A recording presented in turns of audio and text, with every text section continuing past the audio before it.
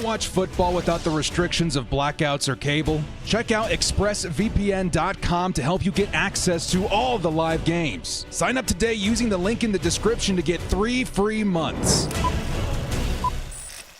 Wait just a second, all right? I think I may have forgotten to put in something absolutely fire, okay? So we're going to do a little bit of stream surgery on the fly here, okay? We're going to run the opener while I open up the new opener because I think we all want to see that instead, right? All right, here we go. Want to watch football without the restrictions?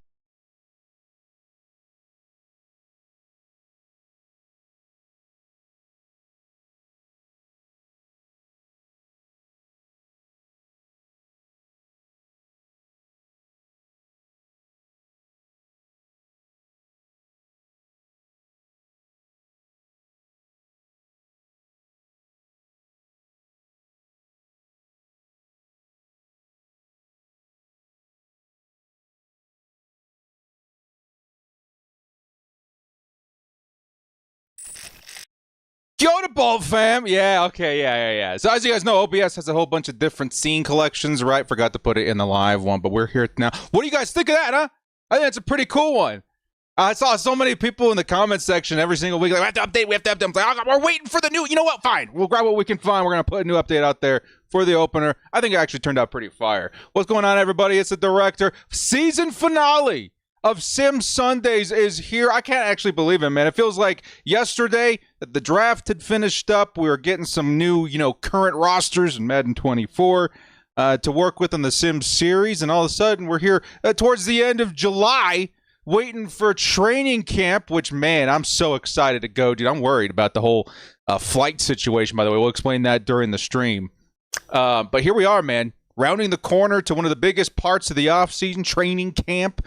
And then just a few short days after that, man, we got preseason football coming around the corner, which is going to be a pretty big deal. Let's grab our shout-outs in the chat. While we fire up our first game, it's the Chargers versus Broncos. We'll be at home for this game. Think all these settings look good to me. Let's jump right in, man. Let's get some shout-outs in the chat. We got Jason Epperly. What's going on, man? We got Monroy. We got Gabe. We got Sarah. We got After Forever. Joe Bolt Up. Good to see you. Nightwave. Casey Weaver. Tay Jackson. We got LFG. We got Hugo the Doorman Boss, good to see you. Kyle Peters, Togs, we got Colt Dog, Eddie, Saldana, good to see everybody, man. Sim series, I don't remember what episode this is. All I know is this is a season finale. And at the Chargers are currently 9-5 in Sim series with a chance to go 12-5 in this episode. Morthinian, member for 40 months, my word. One of the lethal members of our fantasy football league back in the day. Maybe we'll find some time to bring that back, huh? We'll see. He says, let's go! Good to see you, Morthinian. Good to see you. Here come the Chargers and their first game of this season finale episode, which is going to feature not one, not two, but 3 games. The Chargers, Broncos, Patriots, and Raiders to close out the series, of which, again, the Chargers are 9-5 right now. They have hit an epic win streak, and we're hoping to see that beautiful 12-5 number by the end of the day. It's going to be an epic one, man. Go ahead and jump right into it. I accidentally hit next play, so I'll have to do that again. But, man, dude, such an exciting season of Sim Sundays. I think this has so far been my favorite season of Sim Sundays, despite how it started. You guys remember when we started the show? We had no idea what the correct settings were for Madden 24, and the first 4 or 5 games were all the same rinse and repeat weird game script that we had to go back and redo. After which, though, we found some pretty fun games in the mix in Sim Sundays. I would say my favorites definitely being the Chiefs and the Ravens these past few games. It's been absolutely insane how much this team has rounded a corner in the last couple of weeks, man. Good to see everybody in here. We're almost 100 deep with our first game, man. Super fun, man. Is Chark and Ladd starting? Yes. I think right now the top 3, and this is shifted around throughout the course of Sim Series, is Josh Palmer. No, not that. It doesn't register the other one. It's Josh Palmer, Ladd McConkey and Quentin Johnston. We had DJ Chark in there for a while, but we gave Quentin Johnston a couple of weeks to kind of grab us and wow us, and he really did deliver, man. It was kind of crazy to see how much of an impact that he made in those games, and he's been wide receiver 3 ever since then, which is funny enough because we've been hearing a lot about Quentin Johnston entering training camp as wide receiver 4, which I think is actually pretty appropriate. Okay, I don't know if that's how it's going to end, but I think that's how it should start, no? After last season and how rough it was for him, I think it's absolutely appropriate to slot him in at number 4 and make him earn those reps in the regular season, heck, even in preseason, right? I think it's a good motivation to get him up to speed, up to par in the offseason. Kind of crazy. Saint Terrazzo, good to see ya. Director looking slick. Thank you, sir. Home Skillet, good to see ya. And yeah, we're all looking for that 12-5. Here comes the first play by the Broncos. Now, the first time we played the Broncos, Javonte Williams was running all over us. But since then, the Chargers have figured something out on run D. It's been a much different looking team. There we go. Finally, Director. Let's see if the defense can produce a couple more big plays. They've had a couple of big ones via Asante Samuel. Jasir Taylor had a crazy game a couple of weeks ago as Drake May is going to find a huge play downfield. Or I should say Bo Nix, excuse me. Drake May is coming up here in a minute. Bo Nix finds a huge play downfield, burning Christian Fulton, who definitely has been the weak link in the secondary to start out the series. It looks like it's probably going to end that way as well. Hopefully in the real season, Christian Fulton finds some momentum, some reason to upgrade when coming to the Chargers. You guys are going on the 30th? Yeah, dude, I'm going to tell you something here in just a second, dude. Say something here. Sleeping comfortably is what's host. Okay, that's crazy, Hugo. Here comes Javonte Williams. Something I was worried about this game. Williams, crazy in the first matchup. Looks like he's off to a good start here. Him and Bo Nix. Definitely not something to shake off as a Chargers fan. I know that the Broncos have been kind of in this rebuild for a while, but we're hoping that this Chargers team can still hold them down with the new look. Here comes Bo Nix. Behind him, Javonte Williams, tight formation. And it'll be a handoff, and the Chargers, who had a man back there, are going to miss the initial tackle, but end up cleaning him up after a pickup of 2. Broncos, 2nd and 8 coming up. Yeah, I was going to tell you guys, man, we had family in town this past week. And I don't know if you guys heard everything going down with the blue screens of death, right? The whole Microsoft nonsense. Well, they were stuck here for a while. I'm not going to say stuck for a while, but the complications in getting them home definitely were felt. And, oh, nice breakup by Alohi Gilman. He's going to say, not today, man. Nice play by Alohi. Anyway, my point in there being is that trying to get home was pretty complicated. They ended up needing to rent a car and drive halfway across the country to get back home.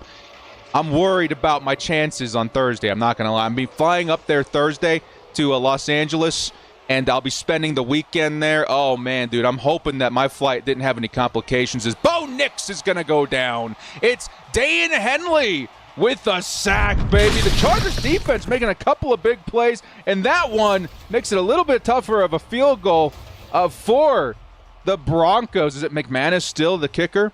Nice play by the Chargers D. Hopefully it's fixed by then. Yeah, I'm hoping it is. We're all kind of, waiting to see what happens. I got some guys out here that we may end up taking a trip. But the only problem is everything, you don't get no notice of it, right, until like the last second. And I don't want to miss any of the days that I got booked with hotel and, the tickets to camp and all that. And we won't really know until the day we got to fly out. So if we got to drive, for me, it's like 6-7 hours. We'd be cutting it pretty close. Who knows? Yeah, so for those of you that missed it, there was a worldwide, like Hugo saying, outage that affected a whole bunch of different industries, like especially, airports, but also like hospitals and a whole bunch of stuff like that. It's been causing chaos everywhere. I've even had a couple of local shops out here who had their systems knocked out. And that's backed up everything in terms of travel. So we'll see what happens on Thursday. I got a very early flight, and we're just hoping and praying that it doesn't complicate things. I definitely don't want to miss the first training camp with Jim Harbaugh, that's for sure. Here comes the return by Darius Davis, who's had a couple of really good games in Sim Sundays. He'll bring it back to the 20-yard line, and the Chargers and Justin Herbert are going to get to work. Yeah, we're Utah, so we're a day's worth of driving away if we decide to travel that way, and it's just the whole timing of everything is just flabbergasted. And I'm going to tell you right now, I'm worried, but I felt so bad for my family who had to drive all the way across the country. They left yesterday morning. They're still driving to get back home in time for work and stuff on Monday. It's crazy. Absolutely crazy. Here come the Chargers' first drive on offense. Too bad a drive in Vegas, closer than you think. Yeah. I mean, it's not too bad of a drive. It's just the timing of everything messes it up. Here comes Justin Herbert firing underneath.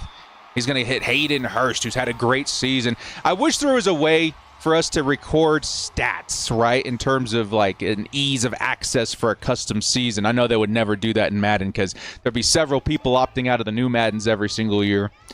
It'll be great to see some of the stats of these guys at the end of the season. I'm sure someone out there, some crazy person might have been adding it up, but a lot of work. Here comes the next carry. It's J.K. Dobbins, who's been a superstar in this offense and a superstar as an individual talent this season. He'll pick up the first down. Chargers now at the 34-yard line. 34-yard line. I see QJ's wide receiver 4. Yeah, we did kind of talk about that. Again, I think it's good for him.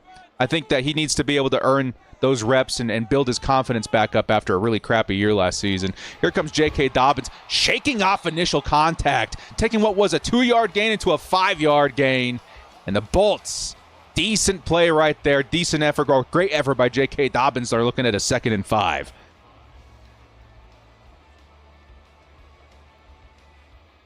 Yeah, I used to drive to San Diego all the time. I'll tell you, we would stop in Vegas halfway, spend the night out there, maybe catch a show or whatever, and then take the second half to San Diego. It really wasn't that bad when you split it up. But all in one day, it can mess up some timing, yeah, for sure.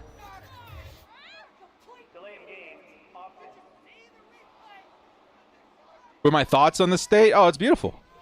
Chargers are going to get hit with a penalty. Yeah, it's beautiful. It's definitely beautiful. I like the culture out here a lot. I myself am not particularly religious, but the people out here are very very kind, very, very kind. The Mormons, good people, I'll tell you that. Here's 2nd and 10.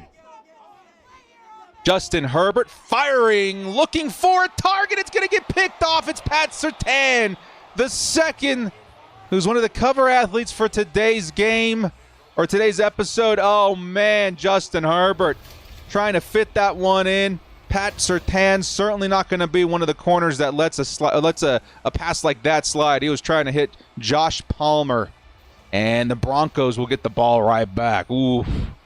Big oof.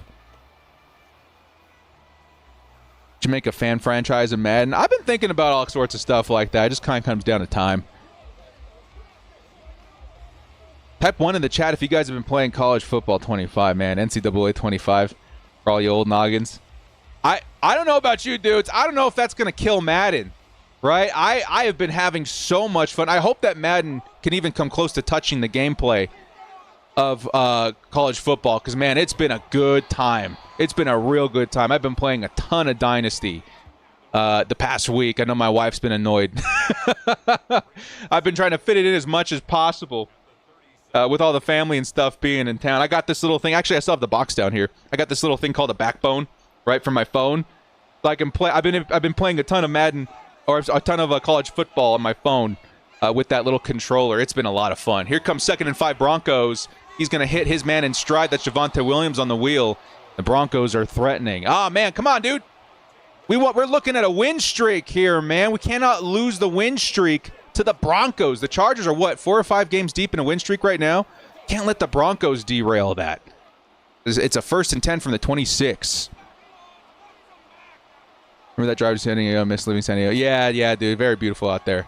Here comes Bo Nix. He's going to fire to the end zone, and it's going to be disrupted and denied by Asante Samuel Jr., who once again, Charger secondary, looking okay out there, minus our Christian Fulton muff up a couple of snaps ago. Here comes 2nd and 10 Broncos. I formation. Watch out for your guy Javonte Williams. Nix will hand it off. No play action. Nix is looking to throw over the middle. He'll find his man, and Derwin James saves it from being a touchdown. Bo Nix having a very good start to this game. They're on the 2-yard line. 1st and goal Broncos. 1st and goal Broncos.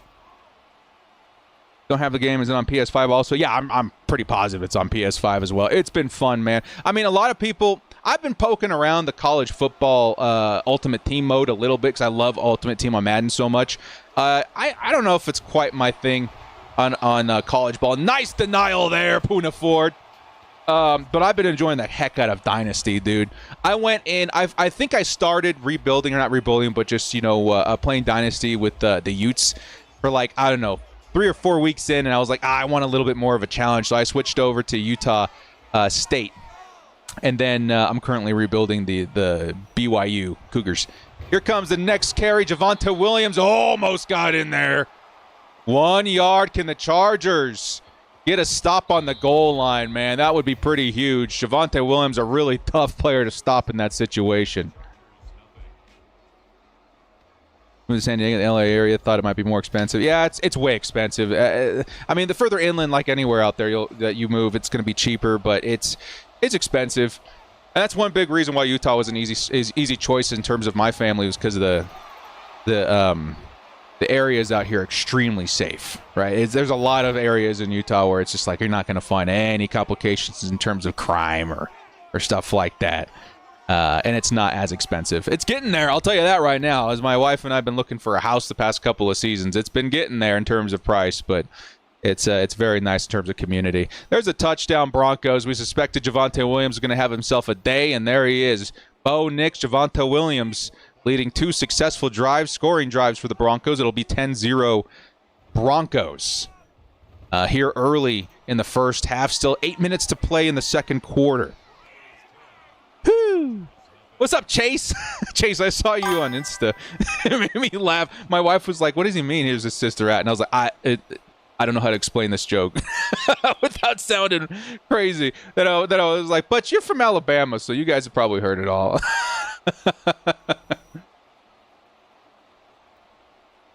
Yeah, Tick, what's up, dude?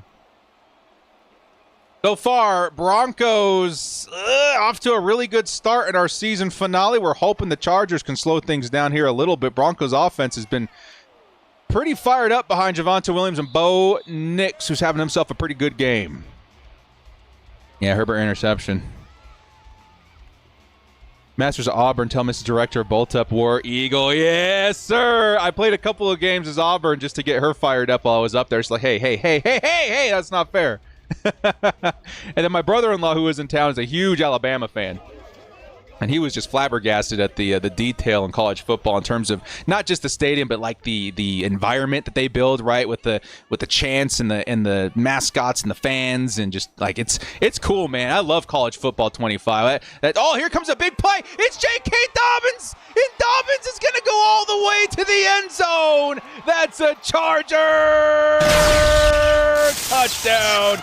J.K. Dobbins catches us all off guard with a huge run. He saw Javonte Williams and said, "No, sir, man. I gotta steal the show here at running back. Here we freaking go. Chargers are gonna close the distance there now, 7-10, and Justin Herbert is fired up, man. 28 months by Chase, man. Good to see you, dude. Thank you so much." He says, "Yo, mama, baby." Let's go, man. Big touchdown. J.K. Dobbins has been such a monster in Sim Sundays this season. Absolute chaos when he gets free in the open field, man. Unbelievable. Good to see you, Sherry. Who's got it better than us? Nobody, that's for sure. 27's in the chat for our guy, J.K. Dobbins, who's going to keep this game in front of us, hopefully, and not letting the Broncos get away with any sort of big lead. Here's a 10-7 score as the Chargers will kick it back to the Broncos. Nice effort by J.K., baby. Let's go. Anyway, yeah, close out what I was saying. College Football 25 is awesome. Dynasty has been so much fun. I'm trying to go a little bit slower on this next one because of Madden, right? Madden, I got used to these quicker dynasties because I would like play for a day or two and then get bored of it. But college football, it's got some longevity to the gameplay. It feels like you're playing story mode on a really solid football game for days on end. And I've been enjoying the crap out of it. It's been so much fun. For those of you guys who are playing right now, what schools are you going with? What teams are you playing as? I'm expecting to see a lot of San Diego State out there. I'm expecting to see a lot of USC, UCLA. We know what you guys are doing. You guys are playing Navy. Navy's fun, man. Navy's got a fun playbook. They feel very college football. There goes the first carry. Oh, Javonte Williams.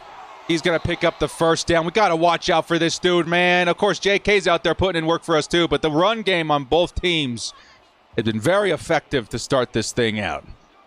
Yep, San Diego. Cal? Yes, sir. It's fun, man. I got to tell you, it's been good.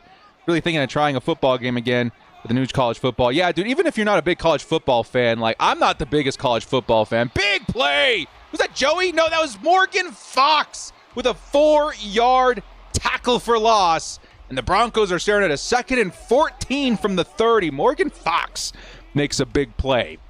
I myself am not a huge college football fan. I really am not. I'm going to give it actually a pretty good go this season. And I like to consider myself a free agent in terms of team until maybe until the conclusion of this year. But that game is a lot of fun, man. Like, in terms of a solid football game, college football, at least for me right now, that game has knocked Madden out of the water for the past couple of seasons. I don't think I've liked the Madden game this much since, like, Madden, I don't know, 16? It's been a long time since I felt that way about a Madden game. College football 25, super solid. Morgan Fox been stepping up the last few episodes? Yes, sir, he has. Fresno State? Yeah, baby. Here comes another pass underneath. It's the tight end. Bo Nix will hit his man, and the first down is picked up despite the nice play by Morgan Fox. Christian Fulton getting burned again. Oh, boy. Maybe not burned so much. He just didn't close the gap soon enough. It'll be a 1st and 10 from the 46. You'll be rooting for Michigan. I could definitely see that. I've seen a lot of Chargers fans that don't really have a college football team attach themselves to Oregon because of Justin Herbert, most recently Michigan because of Jim Harbaugh. Really ain't nothing wrong with that. Ain't nothing wrong with that. Bo Nix to the outside, trying to pick on Christian Fulton. And at this point, maybe why not?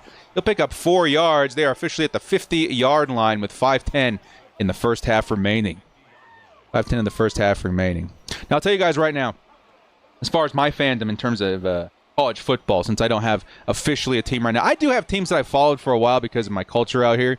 But right now, I'm really looking at a few teams. A nice play. Is that Joey Bosa? Let's go. 3rd and 8. Joey Bosa gets back there. Lots of tackles for loss. Can they finally get off the field here after the awesome effort? Their pass rushers getting there for loss. Let's go, baby. The couple of teams that I'm looking at, USC was one that I almost attended. Utah and BYU are kind of my 3 contenders right now. Here comes, the pass rush getting there. Oh, Bo Nix is going to round the corner and find nothing but green in front of him. Bo is going to try and slide inside the 20. He'll be stopped at the 23-yard line. Awkward stop there, but that's a big first down. Chargers defense just can't get off the field this game. Oh, man. Like Oregon, Michigan, because the Chargers, yeah, there's nothing wrong with that. Definitely nothing wrong with that. But I'm going to be checking out all those teams. I'm going to be checking out Auburn a little bit, too, because of the fam. They're very big Auburn fans. We'll have to wait and see. This looks like a tight end screen. Nicely blown up. And, there's a fumble. Chargers get the ball back.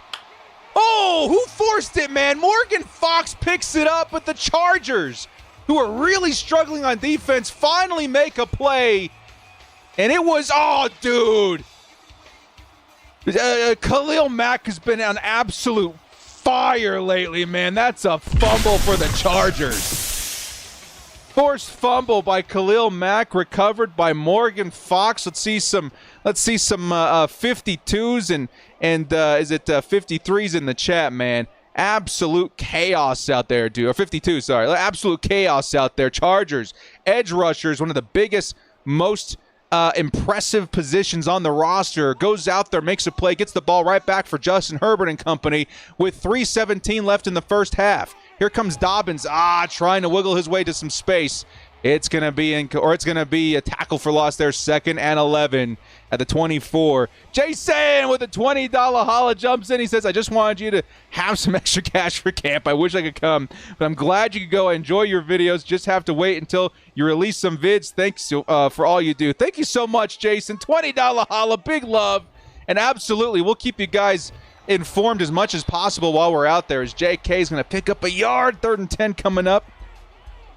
Me and some of the guys, again, assuming that we're able to make it out, I have a lot of things planned in terms of getting together and stuff like that. And I'm sure we're going to throw some content at you as we're at training camp. Definitely keep an eye on Instagram and Twitter, right? As if I do make it out to camp in person, because we're going to be breaking down a whole bunch of stuff. Justin Herbert's going to fire middle of the field. Ladd McConkey picks up the first down. Let's go. First down, Ladd McConkey saves that from being a really, really early 3-and-out. And the Chargers will keep moving at the 40-yard line. Let's go. Hey, big ups to Jason Epperly, man. Appreciate all the love out here. Give him some likes on the super chat and some love in the chat out here, man. I appreciate that, man. Thank you so much. Thank you so much. Here comes Justin Herbert. Fires on the wheel. JK can't bring it in. Chargers now under the 2-minute warning. Going to have to move a little bit quicker. From the 40-yard line, they'll look at a 2nd and 10. Appreciate that so much, Jason. You think 15 has a 1,000-yard season? In real life, I think so. And this, I don't know if he did. He might have. But I do think that Ladd McConkey's as capable of any wide receiver to make that happen in this offense with Justin Herbert. Herbert fires over the middle. He'll find Josh Palmer, who's going to make that a much more manageable 3rd and 1 from midfield. Oh, Jason, no worries, dude. That's absolutely not a big deal at all. For camp, I wish I could come, but I'm glad you get to go. I enjoy your videos. I'll just have to wait until you release some videos. Thank you for all you do. No, man, that's absolutely a big amount. Thank you so much for the love, dude. Josh Palmer thinks it's a big amount. He gets a first down there. Chargers now in Broncos territory. Nah, man, big love, dude. Appreciate the support to the channel. Truly, thank you. Not just that, I see you in here day in and day out. That's what really counts, man. I appreciate that. Thank you so much. Whether Chargers podcast people will attend, Bolt Bro said they're going. Yeah, so I've been talking to Kyle and Andrew and those guys. We're definitely planning on collaborating out there. Here comes a JK pass caught underneath for 4 yards. Chargers with under a minute need to be careful. First timeout burn, 2 timeouts left. I've been talking a lot with Dan Wolkenstein and Jake, those guys from Chargers Unleashed. Excuse me, guys.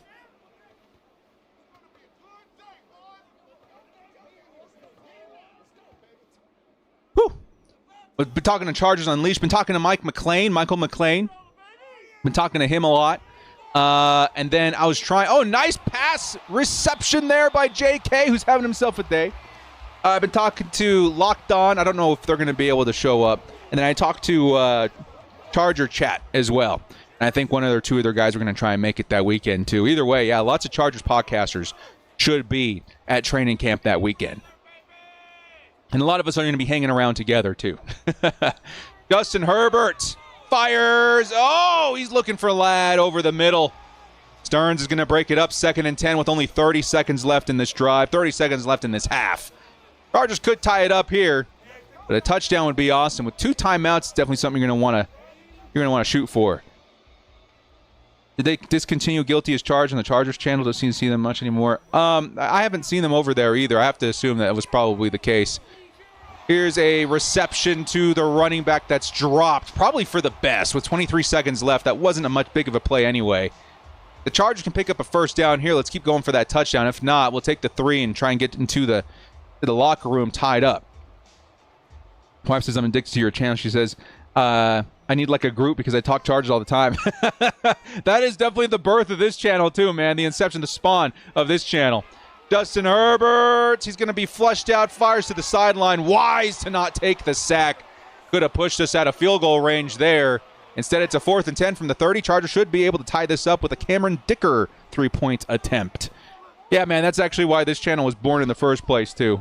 I was talking my wife's ear off, and she told me the same thing. I needed a Charger support group, and we made one on YouTube, and it's been smooth sailing ever since, right? We're getting all of it out all of a sudden. Cameron Dicker, kick is up, and it is good. It is good. The Chargers are going to tie this thing up just before half, and the Broncos 10 apiece are looking pretty square right now, man. It's been a tougher matchup than we gave it credit for.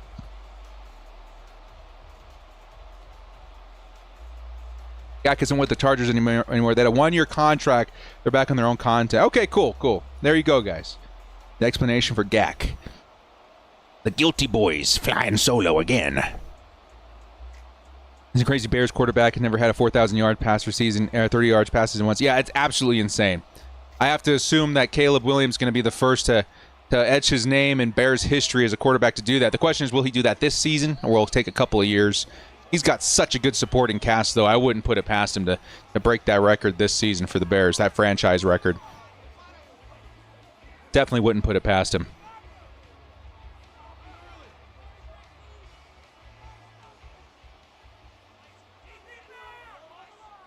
Second half games have gone well for our Bullets repeat. Let's hope, man. Let's hope. Here comes the first run by Javonte. They're likely going to let this go to half. No, they're going to try one more play from the 31. Chargers probably going to line up versus a Hail Mary here. I feel like Caleb's an overrated diva. Yeah, I mean, that could end up being the case. I think his talent is been evident enough and shown enough throughout his career that he's got as good a shot as anybody to pop. You know what I mean? I think him and Drake May and even Michael Penix and those guys, any one of them can turn out to be, part of that next dynasty of quarterbacks like Phillip Rivers, Big Ben. Like, we've seen a couple of quarterback classes pretty similar to that in the past 10 years. The Justin Herbert class definitely a part of that, right? With Tua and Burrow and Jalen Hurts and all those guys. Like, we've seen a couple classes like that. This class could certainly be a part of it. Just have to depend and see how everything translates in the first couple of years. I think at least 2 quarterbacks pop from this class, and I'd put my money on Caleb Williams as being one of the best with a shot at it. Here comes the pass, the Hail Mary. It's going to go incomplete, and here come the Chargers. Chargers get the ball at second half, by the way. First half is concluded. Chargers get the ball at second half. Second half, Chargers got the ball. We'll have a chance to go grab that lead for the first time in this game. Hopefully Junior Colson's okay. Yeah, I don't know what's going on with Junior. It just sounds like he's sick. We don't know what with. We don't know what's going on. But he's a non-injury related football reserve or whatever.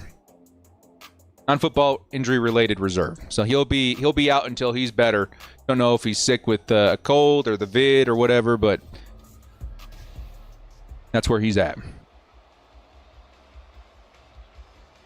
So the Chargers, who have tied things up before half, are going to start off on offense. Would like to see a little bit of a cleaner outing. Justin Herbert, in the terms of like a complete performance in Sim Series, has had a couple of really bad episodes in terms of interceptions. We're hoping that he can clean it up for the rest of the season finale.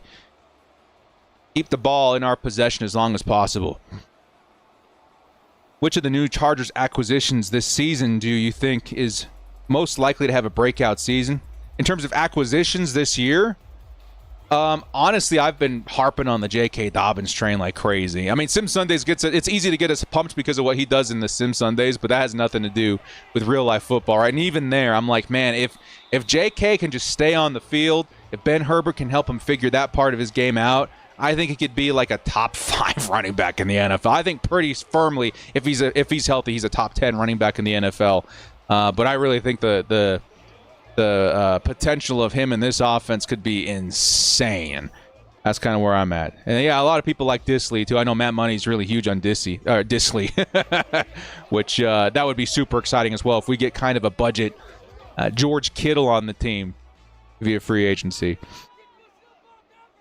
Here comes 1st and 10. Chargers offense starting from the 22-yard line. Broncos are kind of sending everything, and he had Ladd McConkey wide open. Howard Stearns makes a big play on it. Did I say that right? Stearns makes a big play on it. With a little more touch, we might have saw Ladd McConkey touchdown. Instead, it's 2nd and 10. They sent the house on that play. Chargers from the 22. Elf in the room, I honestly don't think we should get Brandon from the 49ers. Yeah, that's a good talking point right there, man. Herbert trying to set up the screen. He'll knock one of his players in the head with the ball. It's a 3rd and 10 coming up. Messy execution, both plays.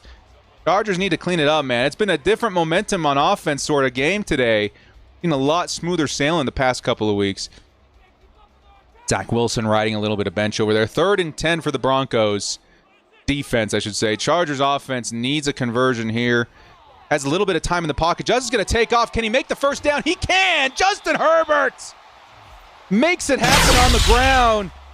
Was struggling to find it through the air, but he takes it himself, and this drive is not going to be a 3-and-out, man. He's going to get another shot at it. 1st and 10. From where's that going to be? The 30-yard line, 35. Beautiful play by Justin Herbert. Nice decision there. It's not another JT Wood situation. Oh, as far as the sickness, yeah, me too, dude. Nice to see you, Red. Good to see you, dude. Here comes a carry by JK. Oh, tried to ride the outside. Does break a tackle. It'll produce 3 yards, but man, he was close to getting some space out there on the edge. Yeah, what do you guys think? What do you guys think about the Brandon Ayuk situation? Lots of people. Guys, I got to tell you, I did some research for this last video I did. What was it, like 2 days ago? I did a lot of research in support of that video as to how many people think Brandon Ayuk could come to the Chargers. It's a lot of people. Chargers, Justin Herbert finds Quentin Johnston over the middle. And this offense is starting to find a rhythm. Quentin Johnston, big play there, at least 20 yards. That qualifies us for this button right here. Nice H-bomb by Justin Herbert to pick up a huge first down. Lots of folks out there think the Chargers should go after Brandon Ayuk, which by all means wouldn't be a bad move. It's not one that I personally would make, I don't think. At least not right now. We'll see. Herbert, nice time out there, is going to misfire. I couldn't quite see who he was looking for there on the perimeter, but it's a 2nd and 10 coming up. 2nd and 10 coming up. They're going to end up trading Debo and keeping Ayuk. Now, if Debo, who has not seen the best past couple of seasons, can be had at a discount, right? And it doesn't have a huge contract, which I haven't looked at his contract yet. I wouldn't be upset about Debo either. He's a great fit for this offense. Monty Vidal is going to pick up 2 yards. Vidal, we're going to start etching that into our brains. He'll pick up a couple yards. Another 3rd and long for the Chargers. Can they find it within their souls to convert another 3rd and long here? Yeah, Ayuk's going to be north of $30 million a season. He'll likely cost at least a 2nd-round pick and change. I just kind of like the idea. Another misfire by Justin Herbert. I kind of like the idea of seeing what we got at wide receiver this season rather than giving up assets right now. Let's see what we got, right? We might have a wide receiver one, like a legitimate top 10, top 12 wide receiver in the league with Ladd McConkey. I feel very confident in him. We might have resurging Quentin Johnston, right? A bounce back season. We might have a legitimate wide receiver 2, wide receiver 1, and Josh Palmer. Wow! Chargers take the lead with a really nice long field goal attempt by Cameron Dicker. Let's see, where's the button? Here it is. It is good. Cameron Dicker puts the Chargers ahead. 13-10 is your score. We got 5 minutes left in the 3rd quarter. Trade for Javon Holland. That'll be sick. Run blocking receiver, and he can run himself. Yeah, I mean, the Niners wide receivers are exactly the kind of wide receivers you're going to want in this system for the Chargers as well, right? Niners are very good run balance, successful run balance system. The Chargers are going to try and emulate parts of it. I know there's a lot of parts of the Ravens system that they're looking at as well. But wide receivers like Ayuk and Deebo Samuel and all those guys, they fit so well because of many different factors to their game, but blocking is certainly one of them. Ayuk is an insane blocker for his size at wide receiver. He's going to put in the effort there, and that's something the Chargers are going to be looking at. But hey, who knows, man? I don't remember in terms of blocking what Ladd McConkey was like.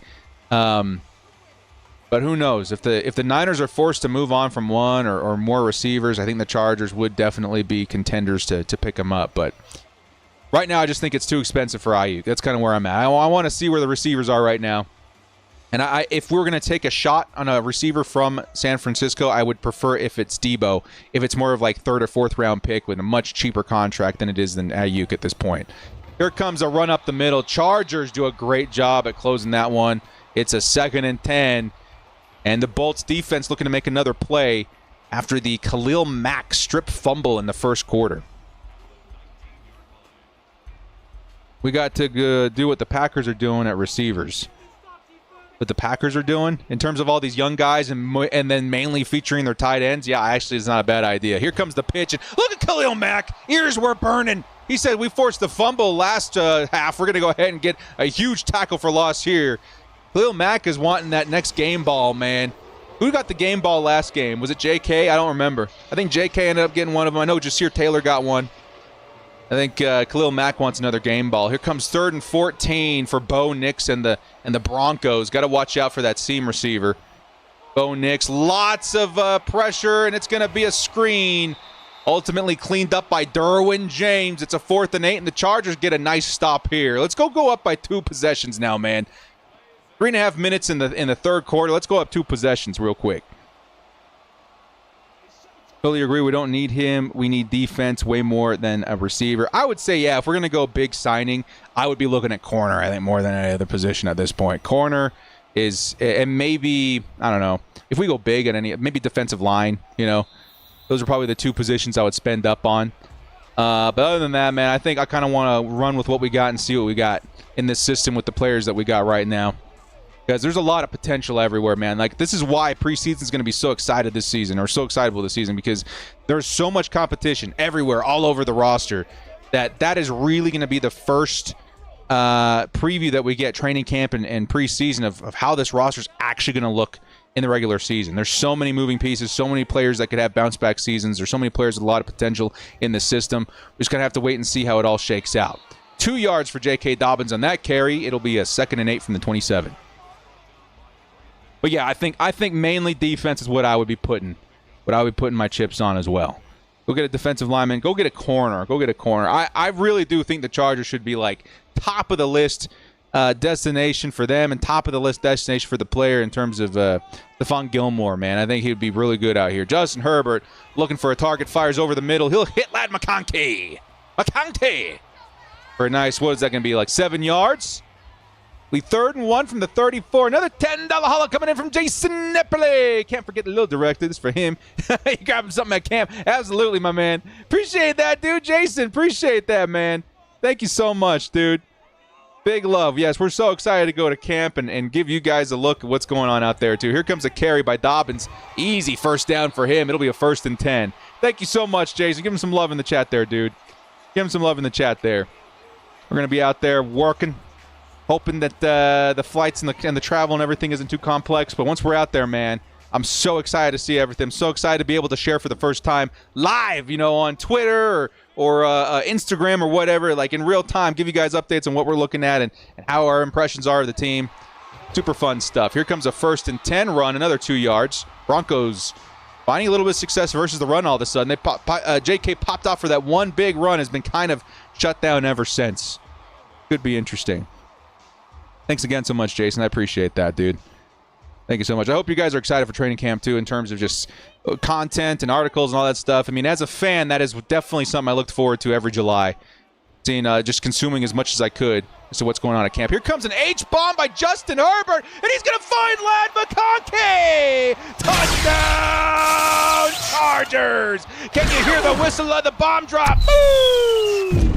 Oh, my God, bro. That is what you want to see. 15's in the chat. That's a preview, a sneak peek of what's to come in real-life Chargers football. Lad McConkey burned everybody deep, and Justin Herbert with the big arm took full advantage of that speed. Chargers are going to be up 20-10 here shortly. Wow, what a play. One of the best offensive plays in Sim Sunday this season so far. Who did he burn? Did he really burn Pat Surtain? That is the speed of Lad McConkey, man. Oh, baby. Chargers are up 20-10. Nice freaking play by the offense, man. 15's in the chat. I've been waiting all Sim Sundays to see that particular play, dude. Finally got to see it in the season finale. Let's run it back with Jason. Can't forget little director. This is for him so you can get him something at camp. Much love there, dude. Thank you. That one's for Jason! McConkey! Thank you so much, everybody, dude. This has been a fantastic episode to close out the series so far. Wow. Chargers off to a slow start in the first half, are starting to find their footing in the second half. Somebody in the chat call, I think Eddie was the one that said, hey, we have really good second halves in Sim Sundays. Absolutely insane. It was number 22 on the Broncos? Okay, all right. I was like, that would be crazy if it was Pat Surtain. That is definitely more like it. It wasn't lagging so much, it never does this. Oh, no, I hope it's nothing on our end. I think we're looking green over here. Yeah, definitely not a bad idea to pause and let it catch up if necessary. Can't wait to go in person. As far as training camp, oh, yeah, dude, I'm so excited to see that vibe. Here comes, the next carry by Javonte. Don't let it pop. Javonte Williams has been going absolutely bananas today. Of course, it's only 50 yards and a touchdown. so far, but man, a lot of big plays. Broncos give him more carries, and I think we're in a little bit of trouble. 20 unanswered points, yep, for the Chargers, and the Broncos playing a little bit of catch-up now. Now in the fourth quarter, the Chargers just need to hold on to this lead, and that feels like what this Jim Harbaugh team was designed to do. Close out games. Now the Chargers have a chance to prove it here. Let's get the ball back for our guy Justin Herbert. Kickoff is different. Yeah, it is. Definitely is. Madden 25 was a good preview of that. They don't even have it in college football, obviously. Madden 25. Nice play by Poona Ford. Poona Ford's going to knock back Javonte Williams. 2 yards, 2nd and 12 coming up. Madden 25 had it in the preview for their beta, and it's definitely different, man. I get why they're doing it, and I do think it's ultimately the right call, but man, it is different. It's going to take us some getting used to. Here comes Bo Nix. He'll try and fire to the sideline. Incomplete. And you're Coulson out there in coverage. It'll be a 3rd and 12 from the 42. Going to my first training camp on the 25th. I'm stoked. Hey, Cruiser! Hope to see you there, man. Again, for everybody that doesn't know, I'll be at training camp from the 25th to the 27th, likely wearing my director jersey. You want to catch a hello, a goodbye, a how you do. And please promise me, I've told this story a million times on the stream, please promise me if you want a photo, ask me when I am done at the urinal, not during. The whole hand on the back of the shoulder during the urinal usage was definitely one to remember. I was at the Steelers-Chargers game. Somebody walks up to me from behind, puts their hand on my shoulder, midstream. Director, can I get a picture? Yeah, bro. Oh, nice play there. But it's not going to be enough. Oh, the Broncos went for it on 4th down. It's Junior Coulson who makes the stop. Chargers will get the ball at the 49. And if the Chargers can grab another touchdown here, it's certainly going to put this out of reach of the Broncos. Nice play by Junior Coulson, not allowing a 4th and 10 conversion. And here comes Justin Herbert again on the offense. Yo to my man. That's a court case. It was definitely, I was like, oh, crap. I'm about to get assaulted on the urinal. I'm sure if the guy wasn't absolutely plastered, he would have had a better judgment in his timing. Here comes 1st and 10. It's J.K. Dobbins, and Dobbins will be tackled behind the line. Still only 4 yards away, despite all of these tackles for loss. Only a couple yards away from a 100-yard day. 2nd and 11 coming up. Would you like 4 bolts to trade for Commanders defensive tackle Jonathan Allen? Oh, that would be a big one. That is a position where I'm like, yeah, let's throw down. Jonathan Allen with this team would be awesome. I would definitely like my reaction. Another busted run there by JK. My reaction to an Ayuk trade would be like, yeah, like I would be hyped. But getting someone like Jonathan Allen or like a premium corner, like who would I be excited for? Chargers go out there and grab. I don't know who would be like actually traded, like Pat Surtain, but that's definitely not going to happen. I don't know. If we get a nice corner, a nice DB, a nice defensive lineman, then yeah, my reaction would be a little bit bigger. My reaction would be a little bit bigger for sure. Touching of the shoulder is more than enough for someone who was breathing down my neck, throwing hands. Yeah, I had no idea. I was like, I'm trying to like make up every scenario in my head as to how you would justify that. Chargers, after going 3 and out, are going to punt this football away. Still a lot of time left on the clock, though. Chargers got to be careful. Defense has been playing awesome so far. Lattimore, I think that's exactly what I was thinking in the back of my mind. Lattimore would be a good trade target. If we can get ourselves a nice corner 1 or a very nice premium defensive lineman like Jonathan Allen, then yeah, I'm all about putting resources into those positions right now. But I think we have a lot of talent that's got a lot of potential at wide receiver right now. Ooh. Here we go. First game director, come on. Wake up. Von Gilmore still lurking in the shadows. Yeah, I would be so happy with the pickup there, dude. Director's biggest fan. The greatest username in all of YouTube. Dropped a $10 holla. Grab that right after this. Here's Bo Nix trying to escape. He'll fire it off on the run. And it's denied by Alohi Gilman. Alohi said, no, sir. No, sir. That's the 2nd time today. Director's biggest fan. Let's read it out. Let's go. This is the year to start moving in the right direction. High voltage sign. I gotta get me a director jersey. No, you did not. For real? That's crazy. No way you got a director jersey. That's awesome. Man, that got me all feeling famous and junk. Someone's out there. I don't want to see nobody on Twitter with my face, etched on their arm somewhere too. That's crazy, dude. Hey, big bolt up, man. That's awesome.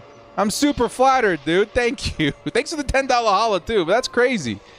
That's crazy, man. Yeah, it's going to be an awesome season to get the team back on track. I'm so excited for all the new, man. All the new stuff. Bo Nix trying to find some time. He's going to get sacked almost. But it's Morgan Fox who makes another big play. And the Chargers hold them to 4th and 11. Let's see if they go from it from their own 19. They might, actually. They might. I need security. I think we'll be okay. I got a bunch of Bolt fam with my back wherever I go. Thank you so much. Director's biggest fan, dude. That's insane. That's insanity to me. I cannot even believe that. There's the 4th down try. Oh, they're going to pick it up. Oh, that's not good. Bo Nix picks up a 1st down, 137 yards on the day, but they're at midfield all of a sudden there. That's nuts. Tattoo name on the chair. Yeah, no, I don't know about that. I don't know nothing about all that. The jersey's pretty sick, though. I'm not going to lie. The jersey's awesome. That's crazy. That's crazy. I can officially add my name amongst the ranks of Patrick Mahomes, Justin Herbert. There's a sale out there for director somewhere. That's not me. I got the director jersey, so it was easier to find me when I went to games. That's crazy. Thank you, man. I'm super flattered. Here's Bo Nix trying to find another target. Oh, he's going to find another one on the run. Crossbody throw. Bo Nix finding a little bit of life here in the second half. All of a sudden, Broncos looking at the 1st down from the 27-yard line. Crazy pants, man. Absolutely crazy. Give director's biggest fan some love in the chat, man. That's awesome. That's absolutely nuts to me. That's absolutely nuts for me. Front four is taking over. Yeah, the front four, man, that's something in real life I think we're going to see a nice result from, too. Chargers have ridiculous depth at that position, man. Absolutely insane.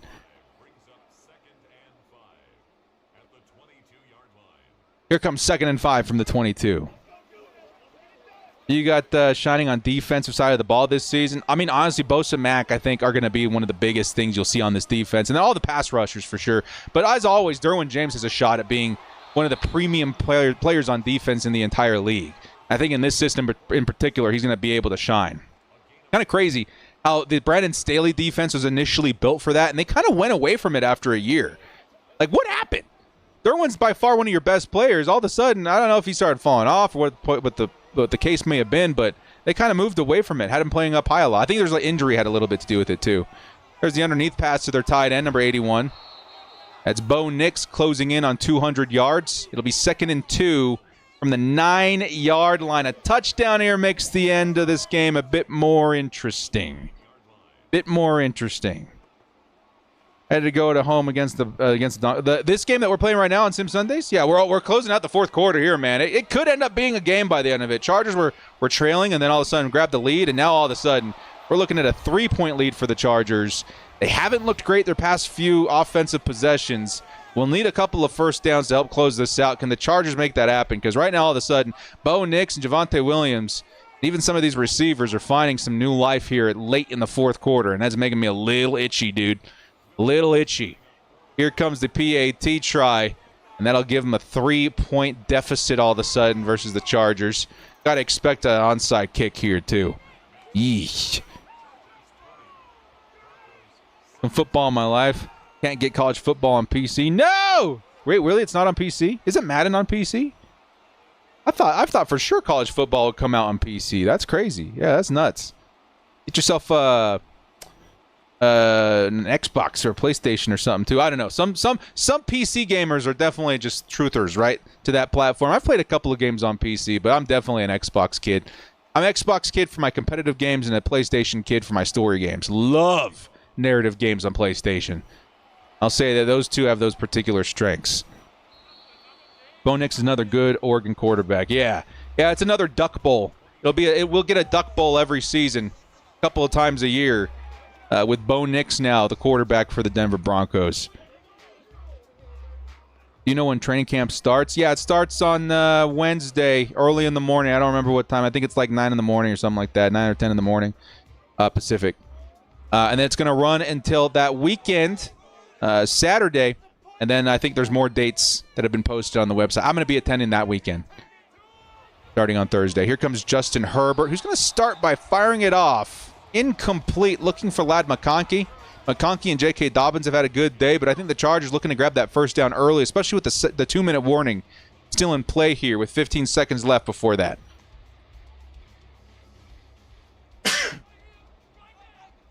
PS5 is better for online play. It's debatable. I don't really care. I've just been playing Xbox all my life. I've been playing a lot of Halo and a little bit of Battlefield and stuff like that in my youth. And then most recently, Apex Legends is my Xbox title.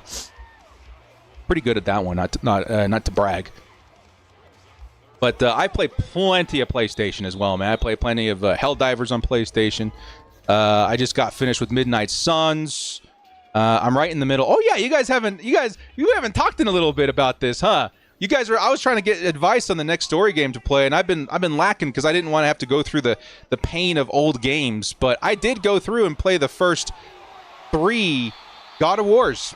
I did it. I took my medicine and I went there, and I'll be honest, I watched the movie version of the first one because the gameplay was just so dated.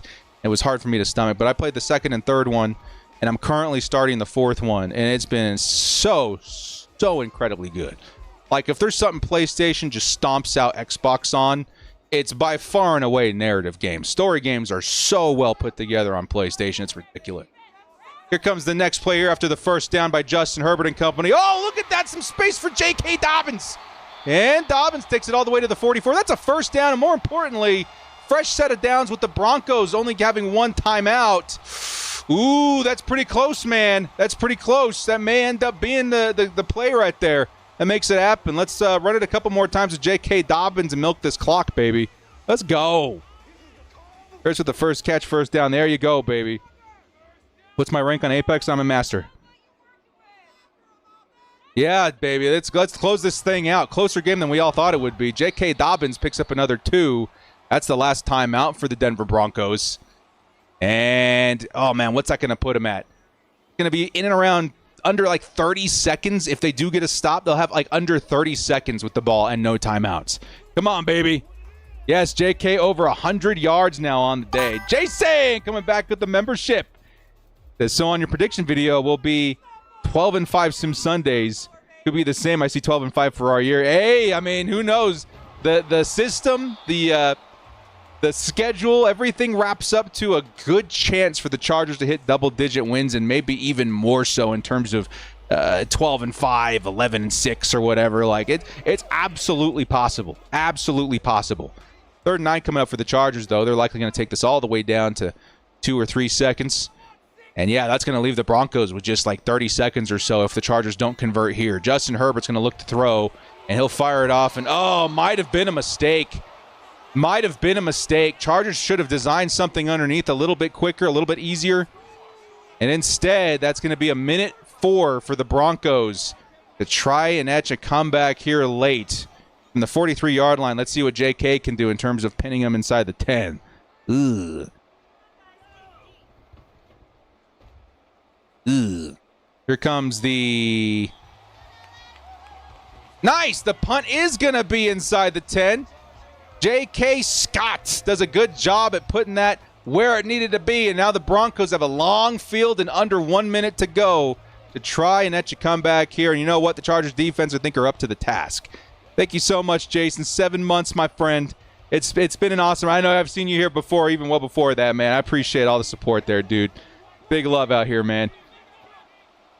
J.K. Scott, yep, does a great job in real life, even better job at Madden sometimes. Here it comes, Bo Nix, fires over the middle, and they'll convert it. But the clock is still running. They're now at the 27-yard line. They're likely going to try and spike this thing. For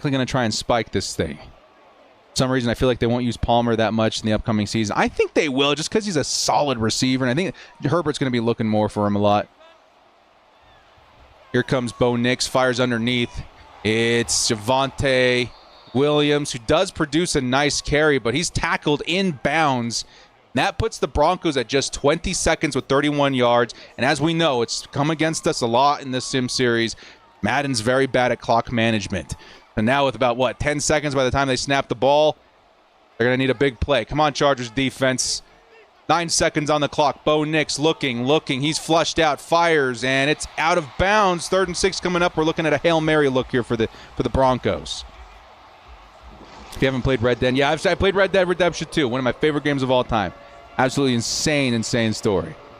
That just means you get respect. Hey, thanks, man. Yeah, we're not bad.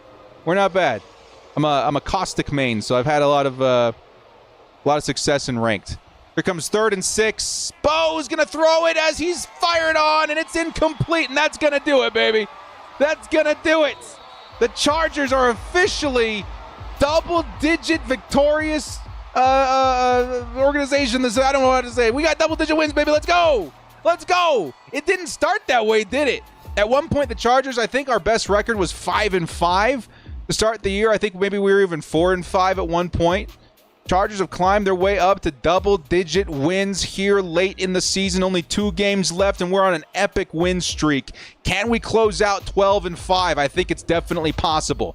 Our next game, which I'm going to start loading up here in a second, is going to be the Patriots. But first, let's go see who gets the game ball, man. Who's going to get the game ball this week? Justin Herbert certainly has to be in contention. 150 yards touchdown. Maybe the interception does hurt him there. Rushing, however, J.K. Dobbins with 115 yards. Remember, it was a long of 75, but that does count for something. He'll also add a little bit through the air, right? 2 receptions for another 16 yards, right?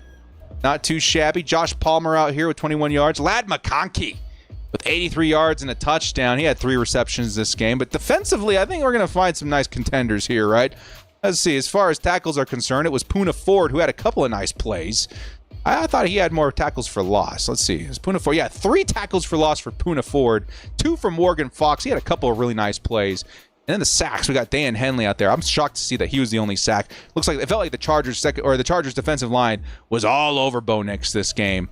And then, of course, no interception for the Chargers. But we did have the forced fumble by Khalil Mack. Khalil Mack's going to end the day with 3 tackles, a tackle for loss, and a forced fumble. In the comments section, you guys let me know some of the names that you want to nominate for the player of the week for the Chargers. As I get the next game loaded up, it'll be the Chargers-Patriots. Chargers-Patriots at Foxborough. To continue our season finale. Henley was also good. What do you guys say? I'm seeing a lot of J.K. Dobbins. I'm going to put a couple up here for you guys to vote on while I'm setting up the next game, all right? We're going to put J.K. Dobbins. I'm going to go ahead and nominate one, too. I think we got to consider Khalil Mack. All right, so we got Khalil Mack in there. We got J.K. Dobbins. Let me see a couple more. You guys like Henley as well? You guys like Henley with that sack? I think Morgan Fox had a little bit to do with it there, too. You guys like Dicker?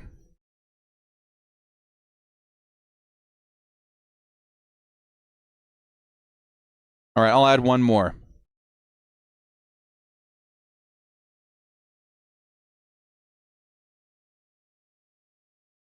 All right, there you guys go. I'm going to set up the next game. It's the Patriots at Foxborough, right? Yep.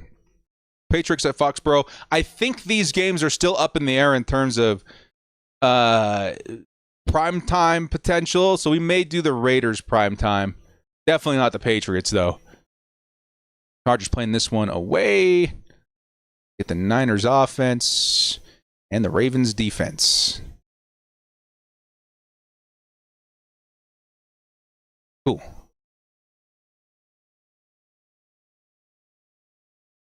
Oh, we should have nominated Ladd. I should have nominated Ladd. My bad. But I think these are good nominations. I think the player that was going to win anyways is going to end up winning here. I'm going to close this out here in just a few seconds, guys. Get your votes in. And then we're going to start the Patriots-Chargers game as our second game of our season finale. That's crazy that we're already at the season finale, man. Absolutely nuts. All right, we're going to end the vote here. And it looks like J.K. Dobbins is going to pick up the game ball for this week. J.K. Dobbins. Very, very nice. Let's jump into our next game, dude. The Chargers, Patriots. Bolts now a 10-5 team. It was a really bumpy start to start the season. They really hit the ground running by mid-season. And we found ourselves double-digit wins going up against Drake May. Lots of 10s. Lots of Justin Herbert emulating quarterbacks in the final stretch, isn't it? You got the Bo Nix, the Oregon Duck, number 10. Then you got Drake May, who a lot of people compared to Justin Herbert in the draft. We're going to see them go head-to-head in this one. Could get interesting, man. Could get interesting. The Chargers get Ayuk? Not by... No, I don't think so. Nope. I would have heard about it by now. But, yeah, we've talked a little bit about Ayuk to the Chargers. I think it would be cool. Like I said, it would be cool. But I think I'm kind of moving towards more of helping the secondary and defensive line if we're going to throw down. You know what I mean?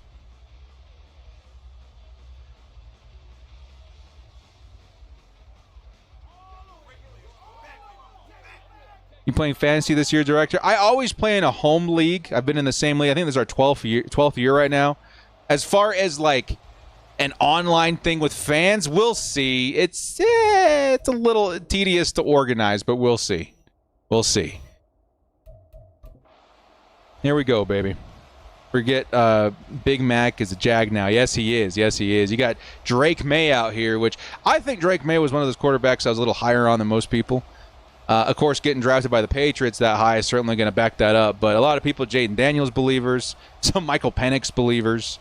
I think Drake May is going to do just fine. Of course, Caleb Williams, I think, has the best shot of all of them. But we'll see how he does in this one, man. Who do the Patriots have otherwise, man? I got to look up the Patriots roster. I don't even know. The Patriots got blown up. And they always haven't had like the craziest roster, just really good coaching. And of course, Tom Brady. I gotta look up the roster, man. I mean, I know a couple of them out there. That roster's been absolutely turned over, I think, this season. There's Drake May.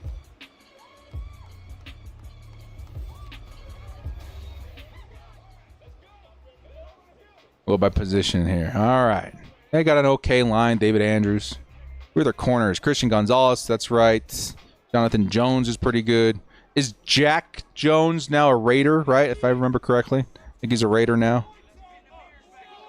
Man, who else do they have? Christian Barmore is pretty good. Here's the first carry by Ramondre Stevenson. He's going to get blown up for 2 yards. There you go. Joey Bosa on the outside. Sorry, I'm just trying to last second get myself familiar here. Devon Godshaw could be good. Still trying to see any names that I kind of really sort of recognize. Cole Strange. Guard. Man, Patriots. Matthew Judon, of course, probably their best player right now. Uche's not bad. Ugh, man. Onwenu's probably their best lineman. There's a tight window throw for Drake May, and he's going to hit Hunter Henry. It's a first down, Patriots, 12 yards. Brissett, May, Joe Milton. Of course, you know Ramondre Stevenson. They have Antonio Gibson now, too. That's right. That's one of the moving players. Kyle Duggar. Real Peppers. Man, they really don't have a lot. Here comes the next carry. 3 yards. That time it's Antonio Gibson with 3. It's a 2nd and 7 coming up. Is there anybody else? Kendrick Bourne, kind of. Uti. Osborne. Or KJ Osborne did end up going over there. Juju's over there. Tyquan Thornton. Man, that team, it's going to be a while before Patriots fans are happy with that roster, man. That's all I'm going to tell you. That's all I'm going to tell you. Oh, nice pass rush. That's Denzel Perryman with the sack. Perryman gets in there and buries Drake May. It's a 3rd and very long coming up, man. Look at that. Nice play. The Chargers, who are loaded up at edge, throw a little bit of help via the inside linebacker, and Denzel Perryman is going to make it happen there. 3rd and 17 for Drake May and the Patriots. Wowzers. Thank you, Cruiser. Good reminder. You know what it makes me feel like sometimes? Some days makes me feel sometimes like those guys that sit around watching people flip the water bottle and try to land it upright. There's Jasir Taylor. Is that another sack? Like, ultimately, it really doesn't matter, but hey, it's fun. Jasir Taylor, man, he had a crazy week a couple of weeks ago. He'll come up with another sack there. It's a 4th and 21. Chargers defense already making life miserable for May and the Patriots offense. Wow. Here comes the return. Darius Davis wrapped up inside the 25. It's a 1st and 10. Again, we're on the 2nd of 3 games in our Sim Sundays finale episode. Chargers narrowly took down the Broncos in their first game. I think final score 2017. now facing the Patriots, who are definitely the underdogs in this one. And we'll wrap up this season with the Vegas Raiders in Week 18, which we may end up making a primetime game for the sake of this series. Trying to reach a 12-5 record in the first season with Jim Harbaugh would be absolutely fantastic, even in Tim Sunday.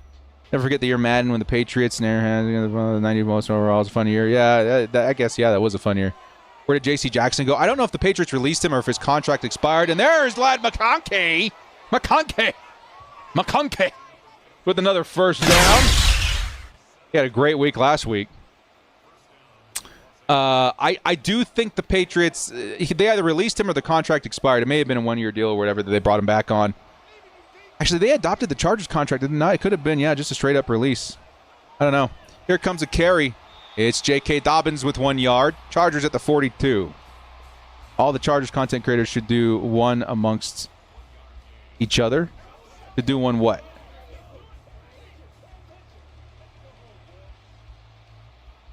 Do we have injuries on the game? No. These are exhibition games.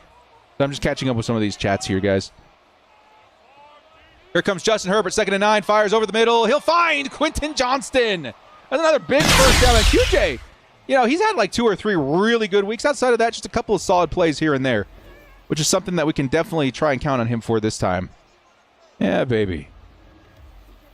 They still have Hunter Henry, yep. If he wasn't with the Broncos, I would put my money on Bo Nix. You wouldn't put your money on Bo Nix. When Tom left, they crumbled. Here comes the next play. Justin Herbert, after picking up the first down, he'll spin around and try and hit J.K. Dobbins in stride. It's end up getting back to the line of scrimmage. It's 2nd and 10 at the 41. 2nd and 10 at the 41. You notice our Bolts offensive line against the Broncos didn't allow 1 sack in game. That's pretty good. And especially now considering the Chargers offensive line could be one of the best in the entire league. JC is still a free agent. I think so too. Here comes the next carry. It's Kamani Vidal. Vidal picks up a yard. It's 3rd and 9 Chargers. We've seen a lot of 3rd and longs this episode. A lot of 3rd and longs. What are we going to do with no more Sim Sundays until football starts now? Well, we're going to give you guys some nice content as we're at training camp this week. I'll be watching closely what happens the first day, and then I'll fly out the next morning, give you guys some in-person perspective. And then after that, preseason's just, a week away? Woo! We are getting so close, man. We are getting so close. That is, I can't even believe it. 1st and 10. The way it became real for me is I got an email from Bleacher Report saying, hey, we need to start booking up the preseason games for post-game commentary. And so they scheduled me for all of the preseason games. So after every preseason games, you guys are going to see me talking on Bleacher Report. And there's a big play by J.K. J.K. picks up the first down and then some. That's a big run by J.K. Dobbins. Anyway, so after every preseason game, you guys will find me on Bleacher Report talking about what we had just witnessed. That's when I feel like it's real, man. We're starting to book things. It's now officially on the calendar. So excited, man. So excited. Here comes 1st and goal after the nice carry by J.K., who's now going to line up out wide. The Chargers snap it in time. No, it's going to be a false, or it's going to be a delay of game. A delay of game for Justin Herbert. It's going to be a 1st and goal from the 13 now, the 13-yard line. Watching real life games with director Jason. Yeah, we're gonna get there soon. I'm excited, man. It's gonna be fun. Wes Welker was a Charger first. Yes, he was. I know that because a Madden Ultimate Team first, right? Training camp and preseason is definitely going to keep us occupied. I think it'll be fun.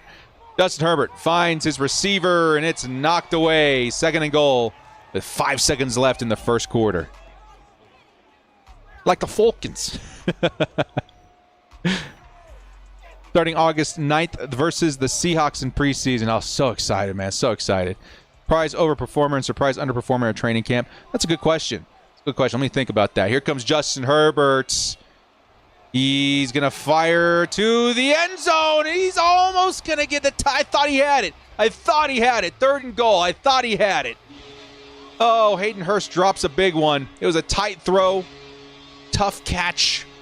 Almost a touchdown for the Chargers. Set 3rd and goal from the 13 with 2 seconds left in the first. Likely the last play in the first quarter. Overperformer and underperformer. Justin Herbert fires on the screen. Little bit of space there for JK. It'll produce a 4th and goal from the 6. Chargers likely take 3 here. I'll say overperformer.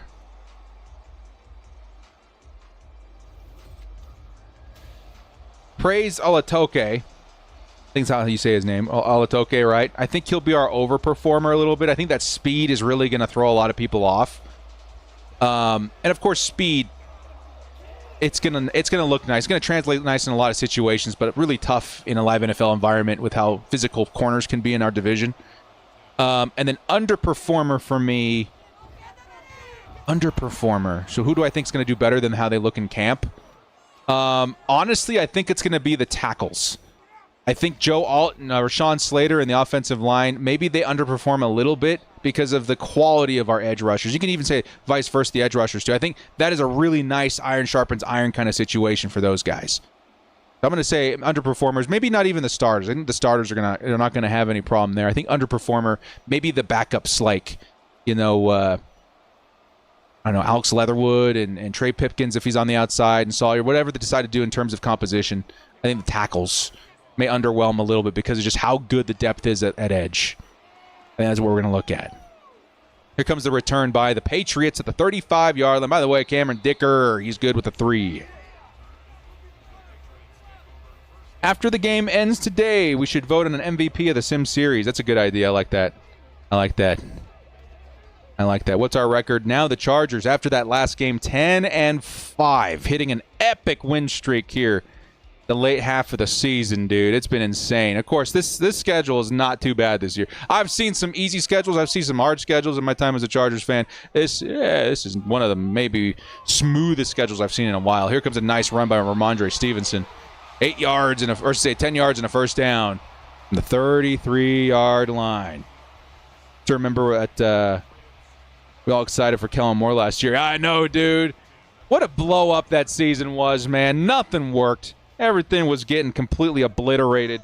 Even in camp, it felt like things weren't fitting quite right. Here comes the next play. It's Ramondre, who's trying to make something happen. Still produced 5 yards. Patriots looking at a not bad drive now at the 37-yard line. With 7 minutes left in the first half. Chargers need to step it up a little bit. Step it up. What's Ian doing here? What's up, Ian? Hi. You don't have any Chiefs creators we can go hype up? There's another flag. Wow, a lot of delay of games. Of course, we do jack that play clock wind or whatever. Keep these games nice and short. Crazy.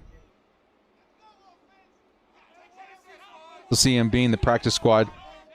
The new wide receiver. Which one? Here comes Ramondre. Another carry, 5 yards, and a 3rd and 5 coming up. Great answer for overperform. I think that Vidal might, since it's JK and Gus are banged up. That's actually not a bad one, too. Maybe Colston. Yeah, man. What's the win streak? The Chargers have not lost a game since the Bengals, which is absolutely insane. That was week 11. Here comes Drake May running, fires out of bounds.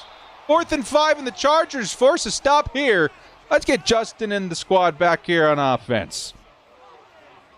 How do I feel about Nasir Adderley? He seemed decent and retired early. I don't know what happened there. I remember reading his retirement letter thinking that, man, that sucks for him. I think that he just wanted to do other things. It felt like his drive for the game wasn't where it needed to be to put in that kind of work. And I remember, if I remember correctly, that he was going to pursue something in the medical field. I don't remember. Maybe I'm remembering that wrong. You guys help me out there. I remember that he wanted to do something with his life that was a little different than football. But yeah, I thought he was pretty decent too.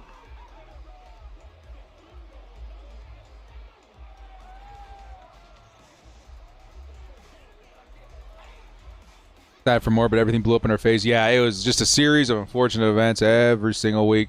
The Chargers were on the practice squad or practice field, and preseason even, and regular season. It was all tough. Here comes the next run.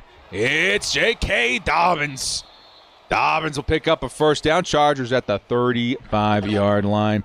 Guilty as charged blocked that person out of their chat. Huh? Now he's invading directory because the Chiefs don't have their own chat. Oh, the Ian guy? He can talk his crap. Who cares, right? Who cares? Who cares? They've earned their right to talk their crap for a little while, right? Let them live it up a little bit while Jim Harbaugh is heating up and cooking. If Jim Harbaugh's proven anything, that against the greatest of odds, he will prevail and make the carols of the universe very upset with his success. Here's 2nd and 4. Chargers lining up I form. Ooh, 4 seconds. He's going to have the play action develop in front of him. No, it was a screen, a very awkward screen. I didn't even know what I was looking at, dude. We had a tight end out there in the flat. Weird screen out deep in the playbook. A 3rd and 4 coming up, though. Don't even know how that one was supposed to be executed.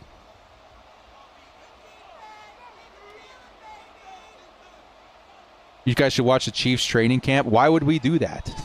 We're Chargers fans. 4th and 4 coming up for the Chargers after a blown up. Was it another screen pass? Man, oh man. Keeping an eye on people like that, yes, sir.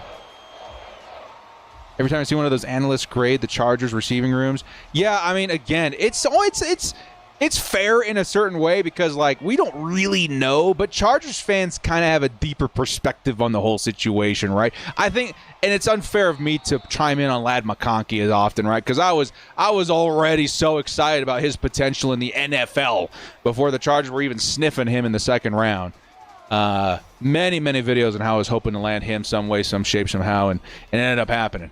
Right, so I can't talk on Ladd McConkey because by all means I think he's going to be the next big thing in the NFL. However, outside of that, I mean, taking a look at the offensive system, the revamped offensive line, the new, run balance kind of game that we'll be playing, it's easy to see why the Chargers receivers will be put in a good situation. So, yeah, I'm not too worried. Here comes the next play over the middle for Drake May. He'll hit his guy. Is that Bourne?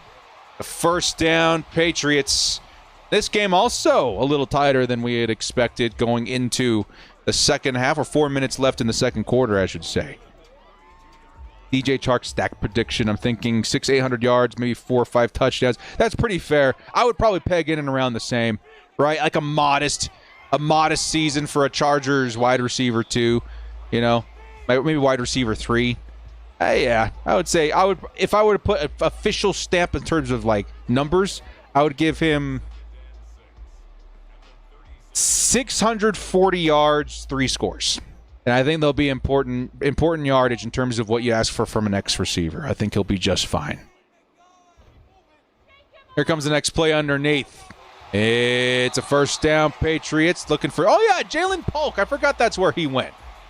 The Washington Husky picks up a play there. And you know what? He's not going to be a bad addition. If him and Drake May can find some chemistry, you may be looking at the Patriots wide receiver 1 and quarterback going forward. I like Jalen Polk a lot, but he's going to need some time to settle in. He was one of those guys where it's like, yeah, this wide receiver class is so loaded, anybody could pop. He's one of those guys for me that could still pop. There's a 2nd and 10 over the middle, throwing into traffic. Drake May with 2:09 left in the first half. Patriots now at the 43-yard line. Chargers need to be careful on defense. Imagine our goal line formation with those 3 tight ends. That's what I'm saying, man. Yeah, it's going to be a different look out here. It'll help everybody in the long run, too. What we really need is our George Kittle. We get our own George Kittle, and everyone's in trouble, man. There's a 2nd down. Now a 3rd down and 2 yards to convert. And a 2-minute warning come and gone.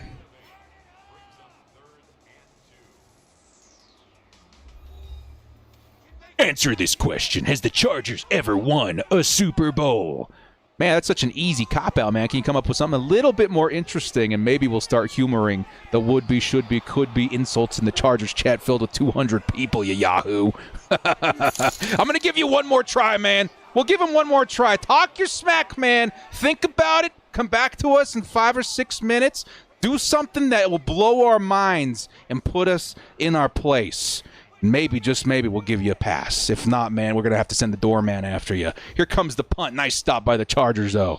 Keep on crying, you guys. You have no Super Bowls. Catch up. We got 4 in a row, baby. Man, dude, it's so tired. Man, I'm bored. You think we haven't heard this by hundreds of Chiefs fans over the last, 4 or 5 years, even in the lifetime of this channel? Come up with something else, because we're coming, man. Jim Harbaugh, this era, it's something that Chiefs fans are shaking in their boots with secretly, because every good thing comes to an end. And a Jim Harbaugh hire in the AFC West, them's is signs of the end, baby. Them's is signs of the end. Everywhere Jim Harbaugh has gone, there's been a Kansas City Chiefs. And you know what? It all ended in the same way, with Jim Harbaugh standing on top. You go ahead and talk your smack this season, baby. You go ahead and live it up as long as you can, because the end is coming, the end is near. And Jim Harbaugh going to make damn well sure that Chiefs fans aren't living in paradise the way they have been the past couple of seasons now, baby. Let's go. All right, we had our fun. Guilty charge, block this in their chat. I don't care so much as long as it's respectful. You guys are mad that you haven't won a Super Bowl. You guys are a disappointment, like the Bills. Okay? It's still just... I'm not the guy that throws out the term weak too often, but it's weak, man. It's weak. It's okay. It's all right. It's tough. It's tough out there. 51 seconds. Chargers, again, in Sim Series, especially with the streak going on that we got right now. We're hoping a little bit better for a 3-0 score in the first half here. We'll have to wait and see.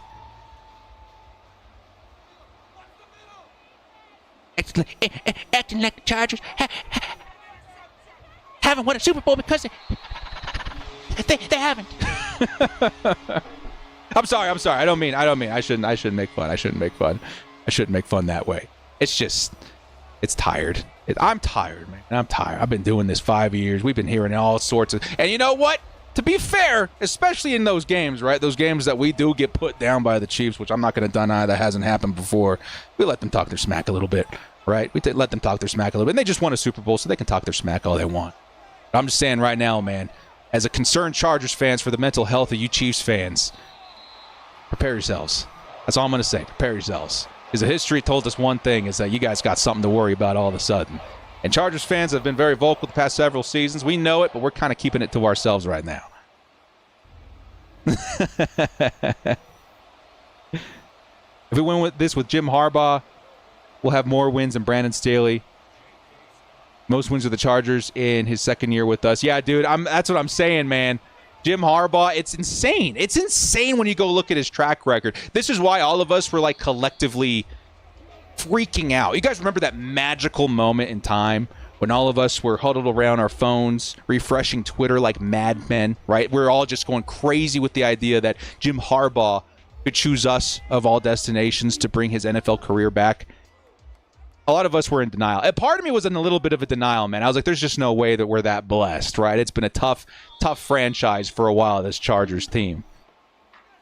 And after a couple of months of anticipation, right, because all the rumors started pretty early, that gave us all a lot of time to look into the weird and unbelievable history that is Jim Harbaugh. I could not believe the mountains this man had to climb from the shallowest of starts, right? It was all the way at the bottom with a lot of these organizations. He's the mastermind of taking nothing and turning it into quite the something, right? And he does it once, you think, cool, he's good. He does it twice, you think, wow, that's crazy. He does it 3-4 times in a row, you think, my God, this guy's got the answers to the universe. Can't wait to see what he can do with the team that does have, by the way, the best quarterback in the history of a Jim Harbaugh career. That is insane. Who's the second best quarterback in Jim Harbaugh's career? A little bit of Andrew Luck at Stanford, right? I don't know. Maybe, yeah, kind of cool. I don't know, but not for very long. Right? I think just Justin Herbert, Jim Harbaugh era is going to be one to remember, dude. I think we were literally at the center, or at the beginning of what can be one of the biggest quarterback head coach combos in the history of the league, and we don't even know it, right? I think that's definitely the potential. I'm not saying it's going to happen, but like, the potential exists there. You see some teams go from good to great after you find combos like that. And yeah, we'll lump in the Chiefs there. They get, Andy Reid and Patrick Mahomes, and then fireworks, ensue. But you got other combos right out there that really help things elevate. And we're going to have to throw the other Harbaugh in there too, man. I don't know if Lamar Jackson is the quarterback he is today without John Harbaugh. I think Harbaugh really had to work hard to develop, and not just develop, but honestly just pursue the talent that we see in Lamar Jackson now. Because we see it so often in the NFL where you got a guy that's really good on the ground, maybe a little shaky through the air. Those guys get forgotten real quick because you got to be a consistent passer in this league, right? But John found a way to unearth that from Lamar Jackson, and he's one of the best quarterbacks in the league today. There's our next carry, and it's Gus Edwards, who hasn't really seen a lot of time in Sim series, man. I was hoping to see him a lot more as our featured power back. And he's only gotten a handful of carries in the past, 4 games combined. 2nd and 7 coming up. 2nd and 7 coming up. Here's the next carry. JK tries to cut in, cut out, vice versa. It's a 3rd and 6 coming up. Much tighter game than any of us had anticipated, right? Chargers just can't find any momentum on the ground, can't find any momentum through the air. Offense needs to find a little bit of a rhythm here versus the Patriots. Come on, baby. Let's pick it up. Let's pick it up. Justin Herbert fires underneath, and he'll find a first down. At least not going 3 and out on our first drive in the second half. That'll certainly help. Josh Palmer, 2 receptions, 22 yards. And the Bolts keep moving from the 33-yard line. All right, let's catch up with the chat. Remember, people hating on Jim for being our coach. We're the ones begging for him to be theirs before the hire. Oh, my God, that's so true, dude. I honestly, dude, it's insane how many people change their minds on the Jim Harbaugh legacy as soon as he went to the Chargers. I had big Raiders Twitter personalities and YouTube personalities spinning, a 180, a 360 or whatever on that whole perspective. Who were the other teams? They got the Commanders teams out here. I don't know how invested they were, honestly. A bunch of different teams. All of a sudden, we're like, we didn't need them anyway. Well, honestly, guys, I'm sure you did. I'm sure you did. And you know what? It's fine. The Chargers fans, well, let's be honest here, man. There's a lot of franchises out there that have been blessed with good coaching in their franchise's history, right? There's been good coaches in and out. There's been success here and there. The Chargers were long overdue for a hire like this. Long overdue. We haven't had a good coach, a competent coach with the kind of reputation of Jim Harbaugh since Marty Schottenheimer, right? Very many years ago. We're pushing 20 years ago. It's about time the Chargers caught a break here. Just like Ladd McConkey catches a first down, putting the Chargers at the 43. Long overdue, and it's here. I think Chargers fans, it will have been worth the wait. It will have been worth the wait. Here comes Aaron Cleveland with the crew. Welcome, my friend. Thank you so much. Appreciate the love. Give him some love out there, man. Take a look at the custom emotes, man. That's the best part. That's the best part.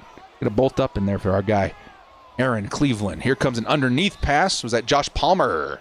Picks up 5 yards. Chargers inching closer. Would love to see a touchdown versus the frickin' Patriots, man. Let's go. Let's go. The Eagles are better than your team. I don't think many of us in here, Ian, are delusional. That's kind of where you're hitting a brick wall right now, is that Chargers fans are very aware of where the team is at and very aware of the potential that they carry. A lot of us haven't creamed our pants quite yet to what could be the Jim Harbaugh epic 2024 season, but we're, optimistic and we're showing up. We understand where we are, though, right? The team is undergoing a change, and a lot of us willing to be patient, right? So acknowledging that the Eagles, as of right now, are better. The Ravens definitely are better. Stop the presses, right? Like, oh my God, what? Shattered my world. It didn't. We know. We're kind of in a soft retooling right now with Jim Harbaugh. But that's what I'm saying. All of us are sitting here in the bide, right? We're in the bide phase. We're waiting. We're biding our time because we know the history has shown us and proven to us over and over and over again. The numbers have proven to us over and over. The success rate has proven to us over and over and over again. Not just our success, but the Chiefs' downfall. Signs are all here. All we got to do is wait. Take our lickings in the meantime, right? All we got to do is wait. All we got to do is wait, and it's coming, baby. And it's coming. The clips like these and days like these, oof, these will resurface when the Chargers find their time in the sun. There's a big play by Ladd, baby. First down, Chargers. And the Bolts are looking for their first touchdown here in Week 17. Let's do it, baby. Let's do it. Chargers over the middle. It's Josh Palmer Pick up another. Justin Herbert finding a stride now, man. Ladd McConkey picking up the pieces here, too, of what was a really terrible passing offense in the first half. 4 receptions, 60 yards. The Chargers are second and goal away from going up 2 possessions. They're going to go from 2 possessions. I think the doorman got him. Touchdown, Chargers. There's Gus Edwards, who needed a little bit of love. Knocking on the door with the doorman. Down goes Ian and the New England Patriots. Let's go. Let's go, baby. Chargers up again. It's Patriots. Woo. 10-0 is going to be your lead for the Chargers. And again, extending what could be an epic win streak to close out Sim Sundays. What is this, season 4? Man, as time flies. The direct, I remember everyone hating Marty Ball. We got hit with in 05-06, definitely not as prestigious as Harbaugh. Still works out for us. Yeah, no, I feel you. I feel you. I definitely feel you.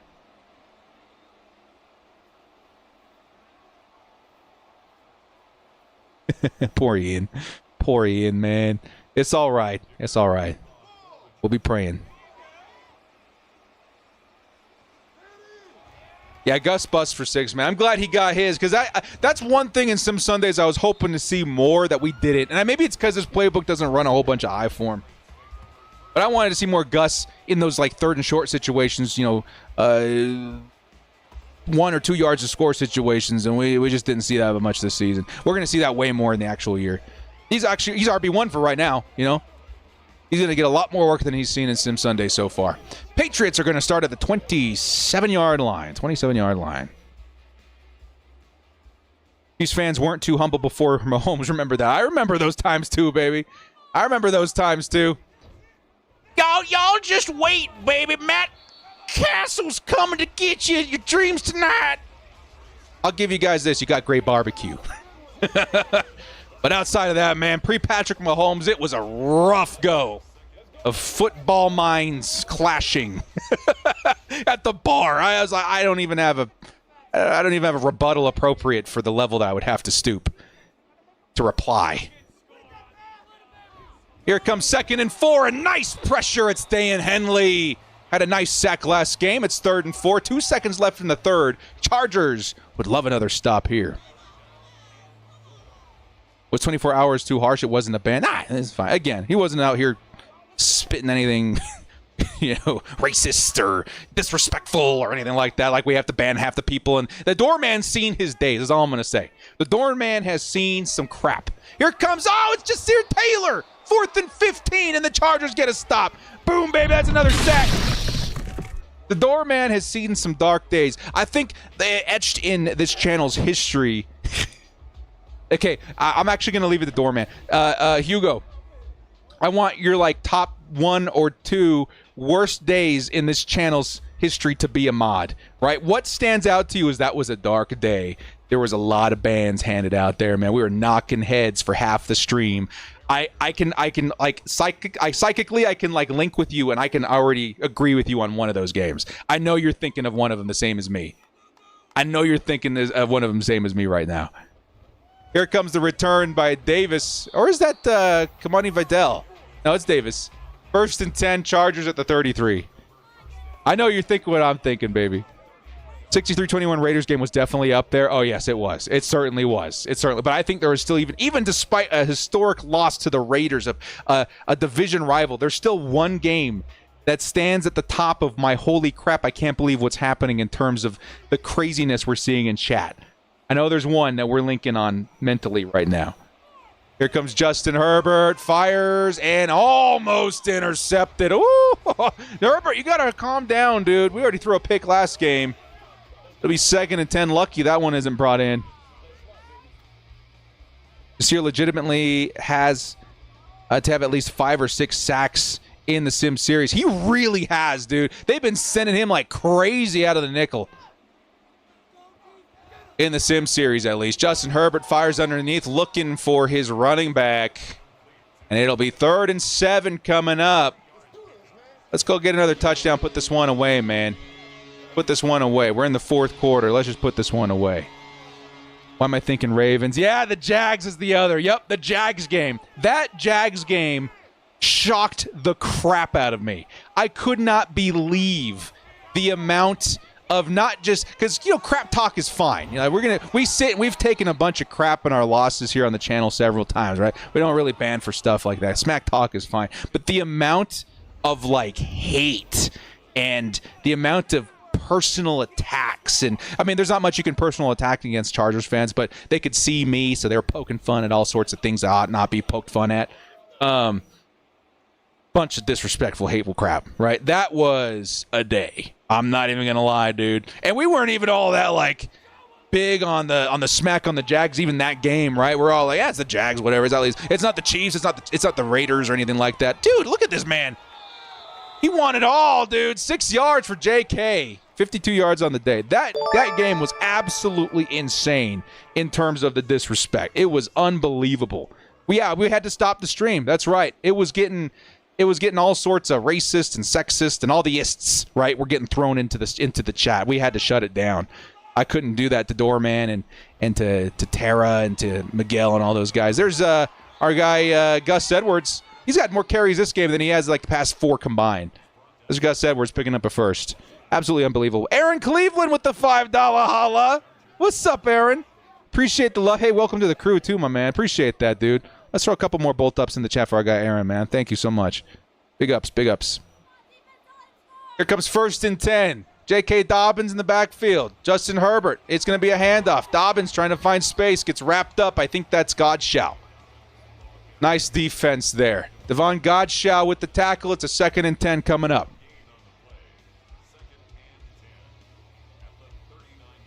Did he send it? He sent me money to talk his smack. Hey, I'll take it all day, baby. Talk your smack, dude. Just keep it PG-13 at least. But talk your smack. Send me the money. Here comes another pass over the middle. It's going to be Quentin Johnston. That's the one that gets me. That first two, that was what shocked me the most. And even despite the fact that this was happening, we shut down the stream. How many Jags fans were donating so they could see their comments up on the screen? And it was the most shocking crap, right? It was horrible crap. Oh, my God. Yeah, unbelievable. Jags stream was World War III in this year. Yeah, it was horrible. That was a bad one. Justin Herbert fires, side slings it as a matter of fact, and hits his lad McConkey for 7 yards. 7 yards, 2nd and 3, 16 to score. Getting close. He sent me a $2 holla. Woohoo! I'm going to buy me a Coke with your hate. 2nd and 3. Chargers already up 2 possessions. Could go up 3 here with a touchdown. We got a first down, though, to start that. J.K. Dobbins got the game ball last game. Already putting up another nice performance here with the Patriots. I shouldn't say all already because we're only, under 3 minutes until the end of this game. Much lower scoring affair than I had anticipated. But let's put this one away, baby. Here comes 1st and 10. I form. Gus Edwards gets another shot at it. Gus, nice block from Ben Mason. Puts Gus up 6 yards. We got 4 more to score, baby. I'll put this game away for sure. Chargers likely take this down to the 2-minute warning. Last year, the Raiders game was probably the worst experience I've ever dealt with because it was on your birthday. Dude! Surrounded by a bunch of Raiders. Oh, my God, dude. I cannot even imagine the kind of hazing. That would remind me of that every time I'm blowing out candles and thinking another year down, you're going to be thinking about that. That sucks. That sucks, dude. Oh, my God. Here's Gus Edwards trying to pound it in. Another timeout by the Patriots. Puts the Chargers at 3rd and 2 from the 3. That blows so hard. We're thick-skinned, but oh my God, crap hit the fan that night pretty good, dude. That was definitely one for the history books, man. That game, I think I got more death threats than all the other games because I did get some really hateful stuff from the Jags. It was hurtful, the stuff that they were sending. But I had a whole bunch of Raiders fans wanting me dead in that stream. I was like, bro, because there you go, JK. There you go. Touchdown, Chargers. That likely puts this game away. J.K. Dobbins gets his. YouTube withholds a whole lot of comments that they deem unworthy for the and none fit for the eyes of the creators. And man, after that game, that inbox was completely full. I was like, do I dare? Oh man, yeah, that one was tough. There's some tough days, man, some tough days. But we take our lickings, and again, we're waiting for our time. We're biding right now. We're biding. We're waiting. We're gonna have our time soon where we can talk our smack, respectfully, of course.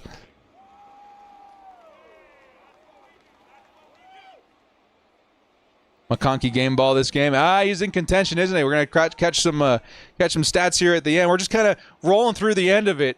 I think we're pretty safe to say the Chargers are going to win this one. We'll continue goofing off a little bit in the commentary, but yeah, it's looking good. And then we're going to close the season out with the Raiders here on Sim Sundays. And we'll see what the record looks like, man. It's already great. Like this, the Chargers win this game. This is kind of where I'm hoping they get in terms of my ceiling, right? 11-6 is great. 12-5 would be awesome, right? I mean, that would be a huge success for the Chargers this year. Huge success. And funny enough, everyone always asks me my floor. I mean, like 9 games feels like my floor, but the evidence is so overwhelming in terms of especially the schedule, man. Even if we have Brandon Staley, the schedule would be a huge help here. I think double-digit wins really doesn't feel all that out of reach.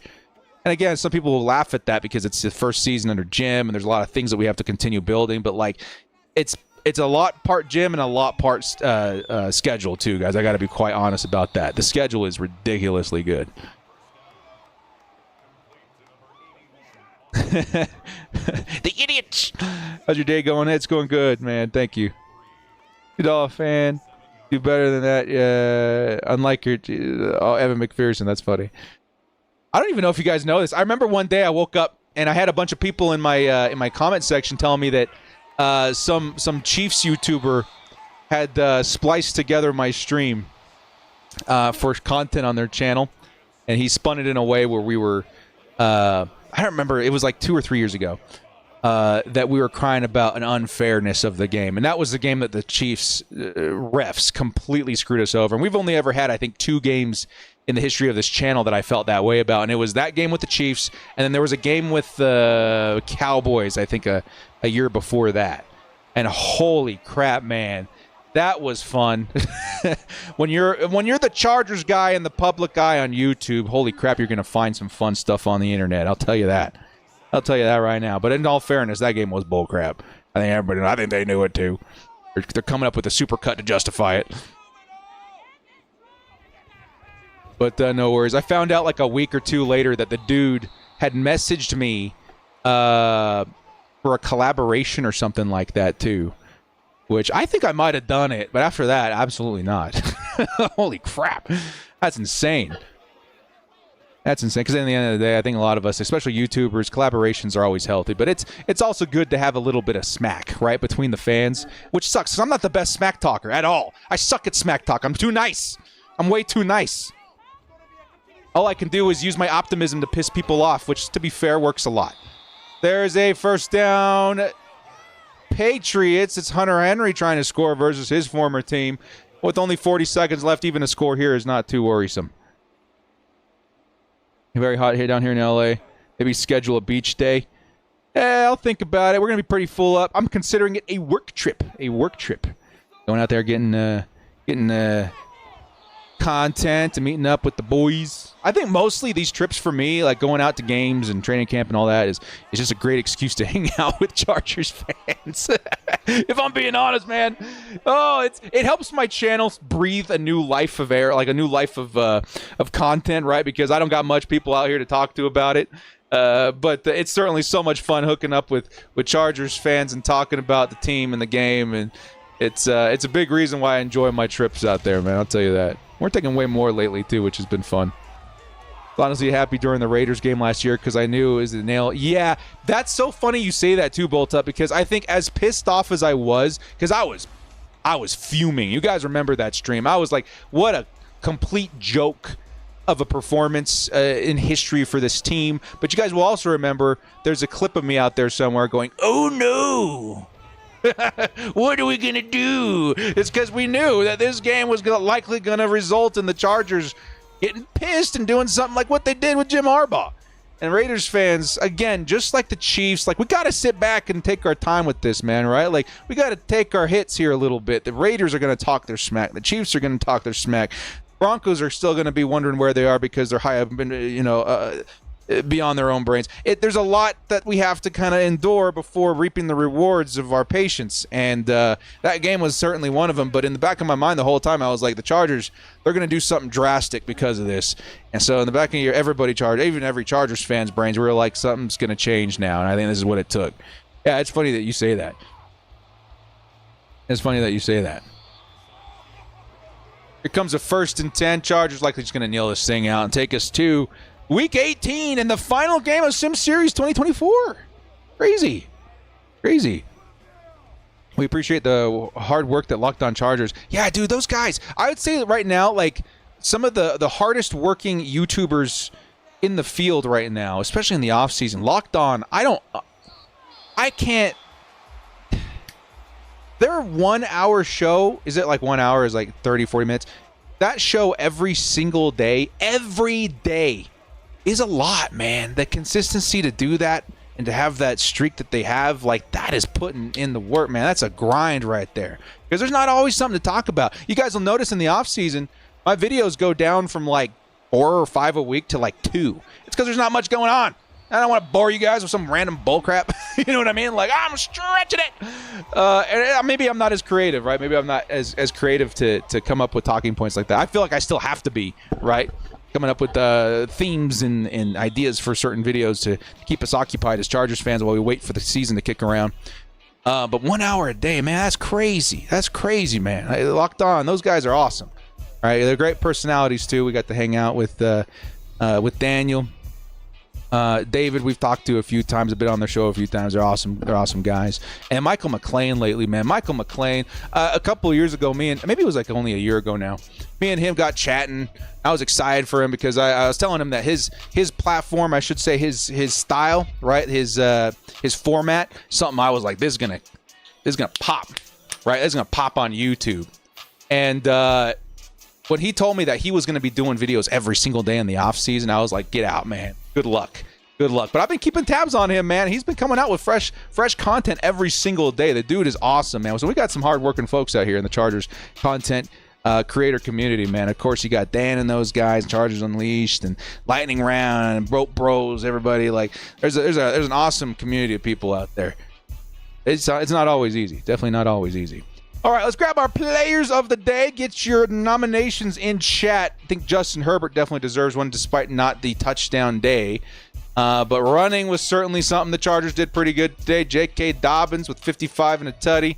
Actually, just go down to the Chargers here. Gus Edwards got himself some action this week, which is nice. Hey, Aaron with the 5. We'll grab that in just 1 second, man. I appreciate that. But receiving, I think we got a couple nominations coming, right? We got Ladd McConkey. Got Quentin Johnson with a couple of nice ones. Josh Palmer, Hayden Hurst. Defensively, I'm sure we're going to see some nominations here. Let's see. Total tackles coming in from Alohi Gilman. Jasir Taylor. Got a couple for loss as well. Osa Perryman. 2 sacks from Jasir Taylor is nuts. Denzel Perryman started us off very nice with a sack earlier in the game. Get any forced fumbles? No. Passes defended by Asante Christian. You guys let me know your nominations while we set up the last game of Sim Series. Chargers at Vegas Raiders Week 18. Aaron Cleveland coming in with a $5 holla. If we get Brandon Ayuk, you should do a playoff series with him. If we get Brandon Ayuk, we should do a playoff Sim Series. Oh man, I would consider it. Sim Series is so difficult to do in the postseason because then you got to do brackets and crap. But if we do get Brandon Ayuk, you can bet your butt there's going to be a bunch of content coming out around that because we've done a lot of research as to what his impact would be with this team. It would be absolutely insane. I think the only reason any of us push back is because, for one, the resources would be pretty high. We'd have to give up prime capital and prime cap to put him on the squad. But I think the other big thing is we want to know what we got, right? We want to know what's going on with Ladd. We want to see if Quentin can bounce back. Josh Palmer deserves a shot at wide receiver 1. We got DJ Chark all of a sudden. It's a bit crowded. And we got a pair of seventh round wide receivers that I would also like to see have a shot in Brendan Rice and Cornelius Johnson. I'll just say this. If we went out and got Brandon Ayuk, it would probably be curtains for both those dudes. I think they end up on the practice squad. I don't know if they have a shot coming off anytime soon. Yeah, man. But Aaron, thank you so much for the $5 holla, man. Thank you so much, dude. Hey, David's even in here, man. David Drogemeyer, man. Round of applause for the Locked On dudes, man. You guys put in the work. That's a grind, baby. That's a grind. David, thank you so much, dude. Chiming in. I know his ears were burning. His ears were burning. Your computer just stared at your inbox? Oh, you're talking about that before. Yeah, baby. All right, let's set up the next game. This is a 3-hour season finale. This is kind of getting me in shape for the preseason games, man. We're getting some reps in on live stream because it gets kind of crazy once you start doing it once a week. I know it doesn't sound like difficult to anybody, but the way I stream, I'm going to give myself a little bit of credit here. The way I stream, I try to keep everybody pretty engaged for a majority of the experience, which takes a bunch of energy. That's a mental thing right there. And some days I can get pooped. I'm not gonna lie. Some days I get pooped. And 3 hours is definitely every single week at those games, especially because I'm also screaming my brains out, man. Like Chargers games get me hyped and I get over energized. Anyway, you guys don't need to know my struggle. Let's go ahead and set this game up. Advanced settings. And yeah. We need to get the game ball. We need to get the game ball real quick before I even set the stuff up. Let me get the poll started here. So I'm seeing. Who am I seeing? I'm seeing Ladd. Okay, I'm seeing Ladd. We got to go with Jasir for at least one, right? He's already won the game ball once. I think whoever the Chargers nickelback ends up being, the primary nickelback, which is probably going to be Jasir. I mean, who knows if he has a season like this, man? Who knows? What my tie is to New Zealand, my dad's side of the family is from New Zealand. They're from Mata. Well, if the Bolts be 11-5 heading to some sort of season, yeah, that'd be crazy. Okay, one more. Can I get a couple more? Who else do we need? Who else do we need to nominate? You guys want Gus? All right. He hasn't seen much action. He did get the touchdown. Did anybody else get a crazy amount of sacks or tackles or anything like that? I don't think so, right? I think we're good. Let's roll with those guys. Gus and Ladd. I'll throw in one more. Who do we have? We have 2 offense. Let's get one more defense. Who is out there on defense putting some work in? I actually can't. I can't recall. We'll just put in. All right, here we go. Here's the poll. Boom. Setting up the next game, everybody. Chargers, Raiders. To close out the Sim series. Man, it feels like just yesterday that we started this thing, man. I cannot believe we're already we're already on the last episode. Absolutely insane. And again, if you guys are wondering, we do 2 episodes or 2 games per episode. So it ends up rounding out to what, like 8 episodes or so. Then we do 3 episodes or 3 games on the season finale. Just love directing. Thanks so much, David. Definitely check out Locked On podcast or Locked On Chargers podcast after the show. Your underdog wide receiver. All right. Get your votes in. We're setting up the Raiders game. And the conclusion of Madden Sim or Chargers Sim Series 2024. Sanity. Because we're going to make this one a primetime game too. That one's still TBH. We'll make it a primetime game just for the fun of it on this series. Jump right into it, baby. Let's go. Not yet, Director. Don't pop your cherry. Chargers, Raiders to close out the season. The Chargers now 11-5. Here is your game ball of week 17, by the way. The Patriots. It's going to be Ladd McConkey. There you go, Ladd. I'm hoping was this his first game ball? It might be. I'm glad that he got one this series. Let's go, man. Let's go. Are you going to sim? Yeah, so we don't play a snap. We don't play a snap of Sim Series. It's all the computer. We plug in the new rosters, and we go in order of what the new season or the new schedule is, and we see what happens. Have a lot of fun with it. It's cool. I was hearing it before. Those videos where people are huddled around like a person trying to flip a water bottle and get it upright. It feels like the same energy. Because ultimately, all doesn't matter, but it's fun. It's our off-season fix. Chargers, Raiders to close out the season. And we got, again, unfinished business this year. I think we did end up beating them in the home opener. Let's go ahead and sweep them, baby. Let's do it. Let's do it. Are we going to do the playoffs? Are we simming the playoffs? Likely not. It's a lot of work to put together. And I like to time the series as far as the regular season is concerned to finish up around training camp, because at that time we get real busy on the channel covering everything training camp preseason, and then it's all hands on deck once the regular season kicks off too. But it's fun. Maybe one year we will. Maybe after the Chargers actually do make the postseason, we'll try and lump in some extra time for playoffs in Sim Series. The Sim Series, it only has a couple hundred viewers every week, but it's fun. I think it also helps keep myself occupied. You and Daniels have similar smiles in your face. 2024, David, our Bolts will win no matter. No more heartbreak. Yes, please. Yes, please. The smiles will come. They really will. Here comes the return by the Raiders. They get wrapped up inside the 20. And here comes Farva and the Vegas Raiders. And their first offensive possession. Nominees for MVP. Yeah, you guys, you need to talk about this I want you guys ready to go by the end of this episode. I want a MVP of the game, and I want you guys to discuss during the game who you think deserves MVP of the season for the Chargers. Who is our MVP of the year? Right? It could be guys like Justin Herbert, who is, up and down sometimes, but largely a big reason why we scored it all. J.K. Dobbins, who was explosive. Lad McConkey, who was great. But don't forget the defense, too. The edge rushers. Khalil Mack had a crazy good season again. Asante Samuel Jr., Alohi Gilman. Those guys are great in the secondary, too. So talk amongst yourselves. Here comes Farva looking for Devontae Adams. And he'll pick up a first down there. Did we time it perfectly? Good. All right. He's on Farva. Pop your what? Mac, JK, QJ. Yeah, there's a lot. And QJ did have that clutch factor for like 6 weeks, man. He was crazy. Here comes an underneath pass looking for the tight end.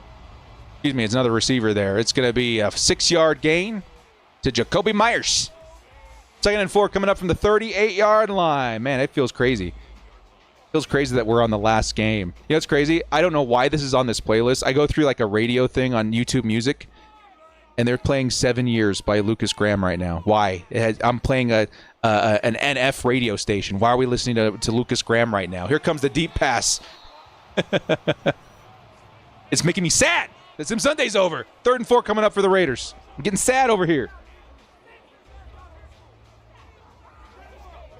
Let's do a Super Bowl game versus an NFC team to finish it, since we would be in the playoffs. Let's do Super Bowl for Sim Sunday. I know. That's crazy. I love that you guys love Sim Sundays.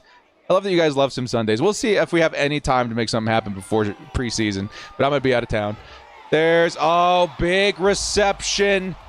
Farva finds his guy. It's Michael Gallup. Is Gallup really a Raider? Am I dumb? Did I miss that? Yeah, he is. Okay. Michael Gallup. I'm sure he was in the first episode, too, and I just don't remember.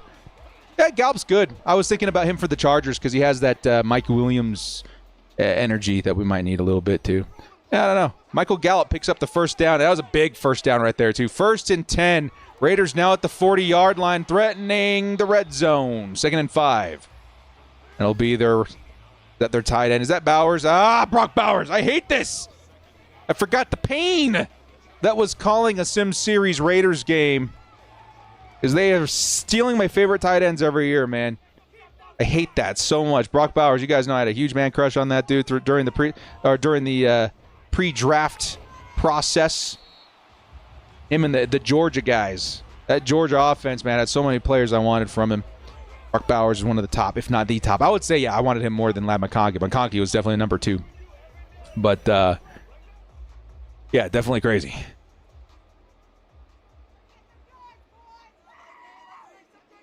How many sacks does Thule have in the sim? I don't know. Again, I wish that we could get the stats on here, man. There's another reception for Bowers, who picks up the first. Raiders now threatening at the 27-yard line. Today I'm not out of town. Oh. I'm hungry. We always start these series like before I would have lunch, so I haven't eaten since breakfast, and then by the end of it, I'm like, it's the same way in an actual game, too. I'm ready for that brisket by the end of it. Here comes a wide open Devontae Adams. How did he get that open? We need a replay here, man. Raiders down at the 1 yard line. First and goal from the 1.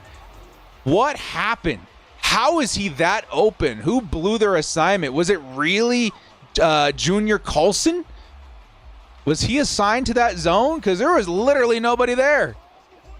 Unbelievable. Man. Prayers out for Bowers, who's going to be wasted. I really hope not, dude. I mean, like, I'm a Bowers fan, too. There's a touchdown, Raiders. I do hope he's wasted. But it sucks to think about it, right? Alexander Madison, another guy that I was hoping the Chargers would pick up as a backup running back to complement Austin Eckler the past couple of seasons. Vikings just didn't want to let him go. Now a member of the Vegas Raiders, and they're going to be the first on the board. Boo. Anyone been keeping track of sim season statage? No, we haven't. I haven't. I mean, it might be as easy as going back several episodes and just scrolling to where you see the menu for the stats, because I do usually go through all of them, but it's tedious. It really is tedious. Tedious. Last season, how about Sam Laporta? Dude's a beast. I was pushing for us to draft him, but why we don't draft a tight end is beyond me. Me too, dude. I was pushing for, you remember guys last season who I wanted? I was slamming the table for Dalton Kincaid, dude. I wanted Kincaid on this team so bad. Of course, a Utes guy too. Like, man, that would have been such a slam dunk pick for the Chargers, dude. He would be so good in this system. We're gonna get a guy though. We're gonna get a guy. We're gonna get a tight end, man. It was all because we're waiting for Colston Loveland. Everyone's sick of me saying his name, but I don't care, man. I want Colston Loveland on this team next year. Love seeing Justin hold the Super Bowl trophy. Me too, man. He deserves it. He deserves it.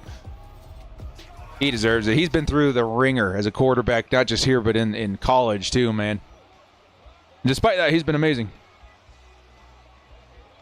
Chargers will start their first offensive possession at the 23-yard line, 1st and 10. Please let us close this year out 12-5 after stomping out the light of the Raiders. 1st and 10. J.K. in at running back. He'll get the carry. J.K. pushes forward. Solid 6-yard gain to start the drive. We'll have to trade up for Loveland, yeah, because we're going to be picking in the low 20s, right? Yeah, or should they say the high 20s, right? Yeah, we're going to have to trade up. We're going to have to trade up. I think Colston, it's way too early to say right now, but I think, honestly, Colston's probably between 15 and 25 is where I think he's going to get drafted. That's where I think, at least right now. Oh, what a reception! Oh, J.K. Dobbins all the way to the house. That's a Chargers touchdown. J.K. Dobbins on the wheel. Takes it to the house, and the Chargers will tie things up instantly. Very quick drive for the Bolts. And look at that, man. Nicely placed pass, nicely placed ball. J.K. Dobbins, nice catch, and it's a Chargers score, baby. Let's go. And within just a few seconds, the Chargers will be kicking it right back to the offense, having tied things up. Let's go, baby. J.K.'s been a beast. He's been a beast. Oscar Delp would be a heck of a fit, too. It's actually not a bad tight end class again, right? It's not going to be anywhere closest to last season's. Where when I say last, I mean like Dalton Kincaid and Myers and all those guys, or Mayer. But this upcoming season, I think, will be better than last. And last had some decent tight ends, right? I don't know. I think Chargers will be high. And there was also the Notre Dame guy. The Notre Dame tight end looks insane, too. I think there's going to be some good pickings out there. But I also think the Chargers are going to be in the market for a running back. This is actually a pretty decent running back class, too. This last season wasn't too great. This season is going to be pretty packed, man. It's going to be a good season to draft a quarter or to draft a running back. To draft a running back. But I think the Chargers, we're going to see some offensive weapons brought in next season. Mitchell Evans, yeah. Yep. Mitchell Evans. Dude. I would say, I don't know. It's way too early. We haven't done near enough research on college to pros for this season on the draft, but I think it's a good year if you need a tight end and a running back. I think you get yourself some studs. Here comes Farva. Chargers trying to get in there. Decent time for him to get the ball to Devontae Adams. It's a first down at the 38-yard line. Yep. I think the Chargers, if you want two pros, as Jim Harbaugh puts it, Colston Loveland, Donovan Edwards, can definitely do a lot worse than that. They got that corner and that defensive lineman that are absolutely bonkers, too. Those guys are bananas. They would be pretty sick, too. I don't know. I'm excited for the draft next year, too. I'm excited for the draft the next 4 years, as Jim Harbaugh is going to know these guys better than anybody else. There's a 2nd and 8 for the Raiders. Now at the 40-yard line. $5 holla coming in from Real GBZ. Good to see you, dude. All right, it's a Sim Sunday finale. Yay. Ready for Raiders rematch in the regular season. Let's go. Love the content, Mr. Director. Hey, thank you so much. Real. Appreciate the love there, man. $5 holla. Give him some love, dudes. Appreciate that. Finale of Sim Sundays. It's bittersweet, isn't it? It's bittersweet. Missed the play. 3rd and 4 coming up. Thank you so much, Real LGBZ. Real JBZ. There we go. There we go. The dyslexia got the best of me live on stream. Appreciate that, man. Thank you so much. Thank you so much. There goes Farva. Oh, he hit him in the back. That was Brock Bowers. What are you doing, Brock? Making me look like an idiot. You're supposed to be the next big thing. That's going to force a Chargers or a Raiders 4th and 4, which we're going to see a punt here any second now, man. Let's go. Let's go. Levin would have been the second tight end off the board last year and the first any year before that. Yeah. It's Brock Bowers is a super, super special talent. Him and Kyle Pitts stand above the rest, but we've seen, Dalton Kincaid and Laporta and Mayer and those guys absolutely stacked tight end class that year. This year, I think it's going to be pretty good. I don't think it's going to be like 2023, but I think it's going to be very good. You think Herbert has a chance to make MVP this year with having a great run game established? Oh, yeah. I think Justin Herbert and the quality of plays you'll see from him are going to be plentiful because of the opportunities he has. There's McConkey on a carry. He'll get back to the line of scrimmage, 2nd and 10. I think when it comes to MVP, right, I think quality of play matters as much as volume, right? And or maybe not as volume doesn't matter as much as quality. And I think you're going to see some bonkers stuff from Justin Herbert because of what he's going to have in terms of protection and play action potential. It's going to be awesome. It's going to be cool, man. Very stoked to see that. Thank you again, Real JBZ. And we got Lizard Skinner coming in here, $2 holler. He says, you've been getting down on some college football. Bro, that game's been so fun. I've been playing way too much. There's J.K. Dobbins. Dobbins picks up 15. It's a big first down at the 35-yard line, baby. Let's go grab that lead. Chargers now at the 35-yard line. Yeah, dude, college football 25 has been so much friggin' fun. I've been playing, I was just gonna roll in with the Utes and stomp some heads, but I decided to go back and rebuild Utah State and BYU. Them's has been fun too. And like I told you guys, man, I'm really getting into college football for the first time this season. Like I've always just been a Chargers, even as far as sports is concerned. I've only ever loved the Chargers. No other sports, no other teams. It's really just been the Chargers.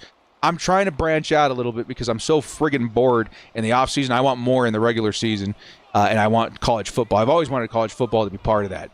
But there's another play by Ladd in the run game. Ladd's got 7 yards in the first. I'm going in this season as a free agent in terms of team. I'm going to tell you that right now. I'm thinking by the end of the year I'm going to have a team to really call my own. I've been a light Utes fan for a while, but I haven't really watched the games or gone to the games to really justify that fandom. So I'm going to be watching a ton of games this season and declaring my fandom at the end of it and try to really get into college ball. Nice freaking move by J.K. Dobbins. He'll pick up a first down. Nice cut into open field. He'll pick up the first. He'll pick up 10. He'll go to the 42-yard line. Continue a nice drive here, dude. And maybe after that we'll get into the USFL. That's right, Hugo. Give me some spring ball at some point. I actually filmed a bunch of stuff for some of those minor leagues back in the day. We had a team called the Screaming Eagles. I did all of their video promotion. And we had a Charger on there too that I was talking to a lot. You guys remember Brandon Oliver, the running back? He was on our team. I was shooting all the promo stuff for them. He knew I was a huge Chargers fan, and we talked a lot. Talked a lot back when I was working in that team. Here comes 2nd and 8 Chargers from the 40-yard line. It's a carry for J.K. Dobbins, and Dobbins does some good work. Gets us a 3rd and 3, the 35-yard line. Yeah. If Herbert has over 300 yards rushing, then we are in significant trouble. If Herbert does by the end of the season, we are in trouble. You saying it's because our running backs ain't getting it done? I don't know. Maybe there's a world where we have a little Lamar Jackson, right? Because of the Ravens' influence. Oh, J.K. gets stuffed. It's a 4th and 1. Chargers can take 3 here, though, and take the lead. 33-yard line. Chase! He's gifting some stuff from his sister, man. Kyle Peters is gifted a membership. Congratulations, Kyle Peters. Chase, thank you so much, my man. I appreciate that, dude. Thank you, man. Give him some love in there. Welcome, Kyle Peters. We're going to give some bolt-ups for our guy, Chase. Thank you so much, Chase. That's awful kind of you. Appreciate the support on the channel, everybody. Thank you so much. Thank you so much. Here comes oh, they went for it. And Ben Mason picked up the first down and a lot of yardage afterwards. Ben Mason, I think his first carry in Sim Sundays, picks up 14 yards and takes the Chargers into the red zone. Wowzers. That one's for Chase, my man. Let's go. Whoo! Thank you so much, Chase. Big ups for Ben Mason. Here comes a carry. It's J.K. Dobbins who picks up another first, and the Chargers are 7 away from scoring. Dobbins off to a really good start. Really good start. Rebuilding San Diego. Nice, nice. Nice there, Cruiser. Favorite team's Oregon Ducks. Nothing wrong with that. Oregon fan from the state. We play Utah a ton. Yeah. We're the most respectful organizations. Great team to root for. Awesome, man. I'm glad to hear that. There's a catch for J.K. 3 yards to score. 2nd and goal. 2nd and goal. Yeah, I'm excited to get integrated into the college scene a little bit. I've had exposure to it around me my whole life, but obviously I haven't really gripped onto it until now. I'm not going to lie, though, man. If you guys want to know, oh, Justin Herbert on the play action. He'll find his guy. It's Will Dissly. Chargers touchdown. And the Bolts grab the lead and find a way to score with their tight end 2. I know that Matt Money Smith very, very excited to see what his potential is as a receiver this year, and he does something nice here in Week 18 versus the Raiders. We have 14-7 lead for the Chargers with just 2 minutes left in the first half. I was going to tell you guys, to be completely transparent with y'all, because again, I'm going in as a free agent. I'm going to be as open-minded as possible, right? The 3 teams that I've been looking at are USC, because I was very close to attending the university. Utah. I have a lot of friends that have played Utah. I've got a lot of friends, or I've got a lot of vibe with them. That culture of Utah football on the Utah campus, Utah everything, it's very much so me, right? And then BYU. BYU is my stomping ground. I'm not going to lie to you guys. Again, I don't like advertising this too often, but there's only 100 so people in here. That's my stomping ground. So I've been in and around the culture of BYU most of my life. Okay, so it's really easy to feel excited because I recognize everything about the team. I know everything about the stadium. I've been there several times. I've been to several BYU games. That's also in the running for me too. So we'll see what happens. I'm certainly leaning, I think, towards the BYU-Utah side of things right now, but we'll see what happens by the end of the season. I'm just going to watch as many games as possible and see how I feel by the end of the year. And I'm going to try and go to at least one of each game. All right, they're a little pricey, but I'm going to try and go to at least one Utah and one BYU game and see how I feel by the end of it. Here comes Farva. Passes underneath, hits Brock Bowers. Jasir Taylor brings him down. 1:48 left in this first half, so the Raiders are going to have to move it. See that QJ is close to last on the depth chart? Yeah, I think it's good for him. I think he needs to really fight his way up, build his confidence that if he does make it into the top 3, that he feels confident in his own ability to perform. He's not going to drop the ball. I think that anxiety also led to a lot of his lack of performance. There's, I think, Jacoby Myers going to pick up 8 yards there. The Raiders sneakily kind of making a drive here. They're at the 41-yard line with 1:24 left. Go Trojans. Yeah, dude. Oh, dude. One day I'll share with you guys that story. It's a little personal. But one day I'll share with you that story of when the director was almost a USC Trojan. By Oregon putting up the spanking down on the Utah teams. Fans have been so awesome. Yeah, I likewise. I've seen them out here a lot. There's a lot of Oregon Duck fans out here. You'd be shocked. And they're always pretty classy. I've only ever gotten a scrap with maybe one of them. Sister went to BYU, you guys. And Coots, you're joking, right? That's a joke? Is there going to be a yo mama at the end of it? Because that would be crazy if that's true. That'd be nuts. That would be absolutely nuts. Which is, you're not the first person to tell me that, man. There was some guys that I met out in LA with like legit connections to people that I probably know, or I thought I knew because they lived in my hometown. And lo and behold, they're here all of a sudden. Like it's crazy. It's a small world, very small world. I think there's a lot more traffic between Utah and California than people realize. A lot of people moving back and forth. Heard that tight end Zach Hines. Yeah, could make the roster. Dude is he's got good hands, but Zach Hines is such a good blocker, dude. I think he's definitely got a good shot at making the roster, especially if Stone Smart is the guy right now. I don't know, man. The Chargers get a stop, by the way, with a minute 11 on the clock. We got 3 timeouts and a chance to go stack the score here. Go up 2 possessions. Let's do it, dude.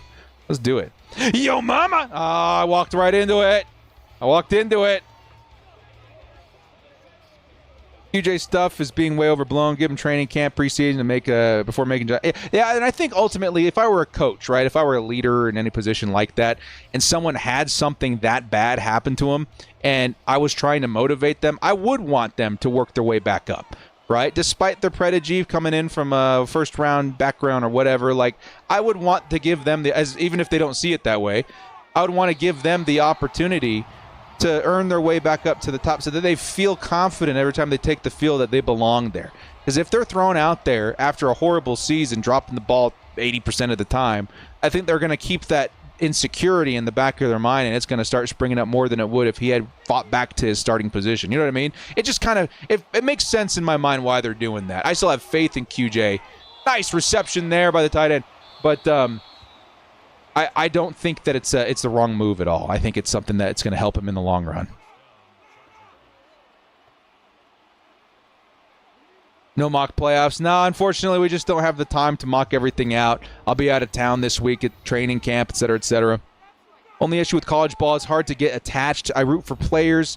Players are only on a team for usually 3 years. Yeah, it really is my situation, too. I would get attached to players, and it really didn't matter the team, too.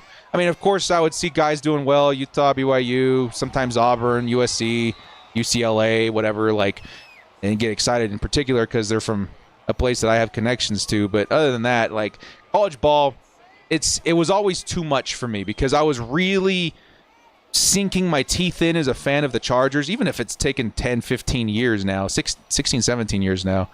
I feel pretty, like, secure in that position that I would like to branch out and get as much more football in my life as I can. Here comes a nice reception over the middle. Dude, if we score again, it's all because of Hayden Hurst, dude. Now we're at the 42-yard line. That's 2 receptions taking us across midfield.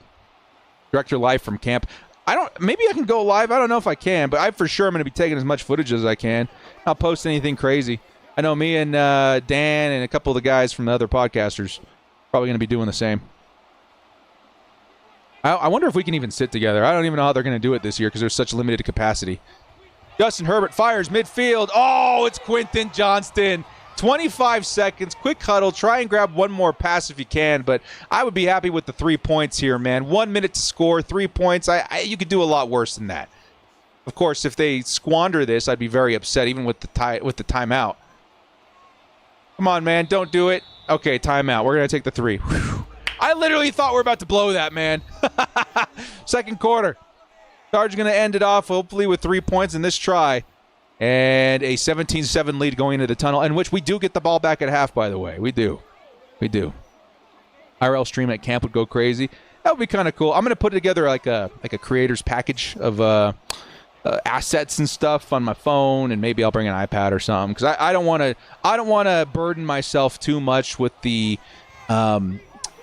idea of creating like premium content on the road. I've been there. I've done that. It's exhausting. I want to soak in the experience so I can give you guys a genuine recollection of my time there. You know what I mean? If I'm boggled down and stressed out about having to make like really crazy good content while I'm on the road, it's going to take away from my experience, and it's going to take away from what I can ultimately pass on to you guys as what I was there for. You know what I mean? It seems weird, I know, but I did film and guerrilla filmmaking for years before I started doing YouTube. I did a lot of filming on the road, and a lot of editing on the road too. I'd have to pack up pretty fancy equipment at times to get things edited on the fly. And it was just very stressful. Very, very stressful. I think we could do it. Maybe we will at some point if we want to challenge, but I would definitely want to soak in this very first experience at the Bolt with Jim Harbaugh and everything, and just pay as close attention as possible to that experience as a fan, so I can pass that into my content as clear as possible, if that makes sense. Yeah, I think it'll be fun. Super stoked. J.K. Dobbins had himself a nice half. Chargers going into the second half, up 17-7. Will start the half with the football. Let's go, baby. It feels like the Chargers are on their way to one of the most epic win streaks in Sim Sunday's history, and on their way to a great record to close the season out if they can finish this team out, the Vegas Raiders, in Week 18. Still don't understand college football playoffs. It's still complicated. I've been playing the crap out of college football 25, and it's still complicated. A lot of it comes down to, in my opinion, that committee or whatever, right? But it's a strenuous process to even sniff the butthole of the playoffs in college football if you're not already ranked.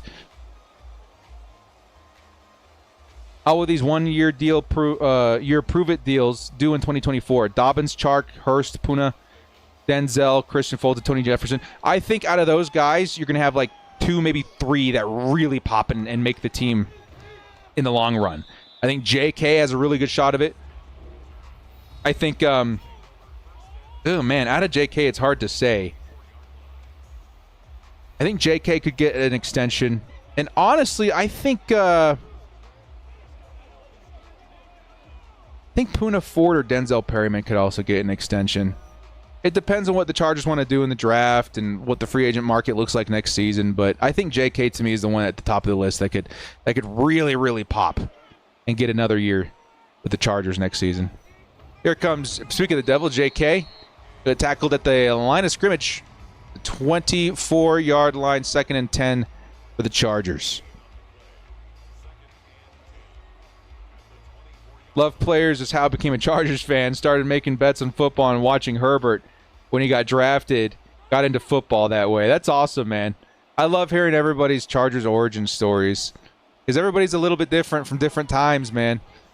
I envy a lot of the classic Chargers fans. Oh, look at that little pitch.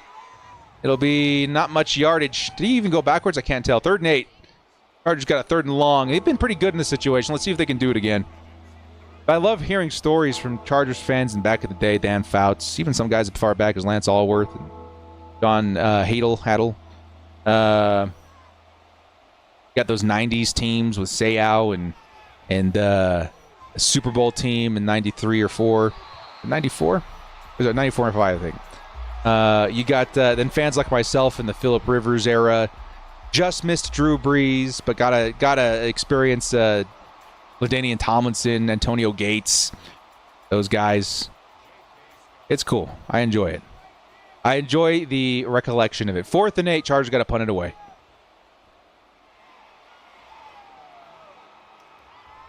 I think Hurst, if he has a breakout year, would definitely get one. Hurst definitely has the potential because I think he's being set up in one of the best situations that he's ever been in terms of opportunity. I'm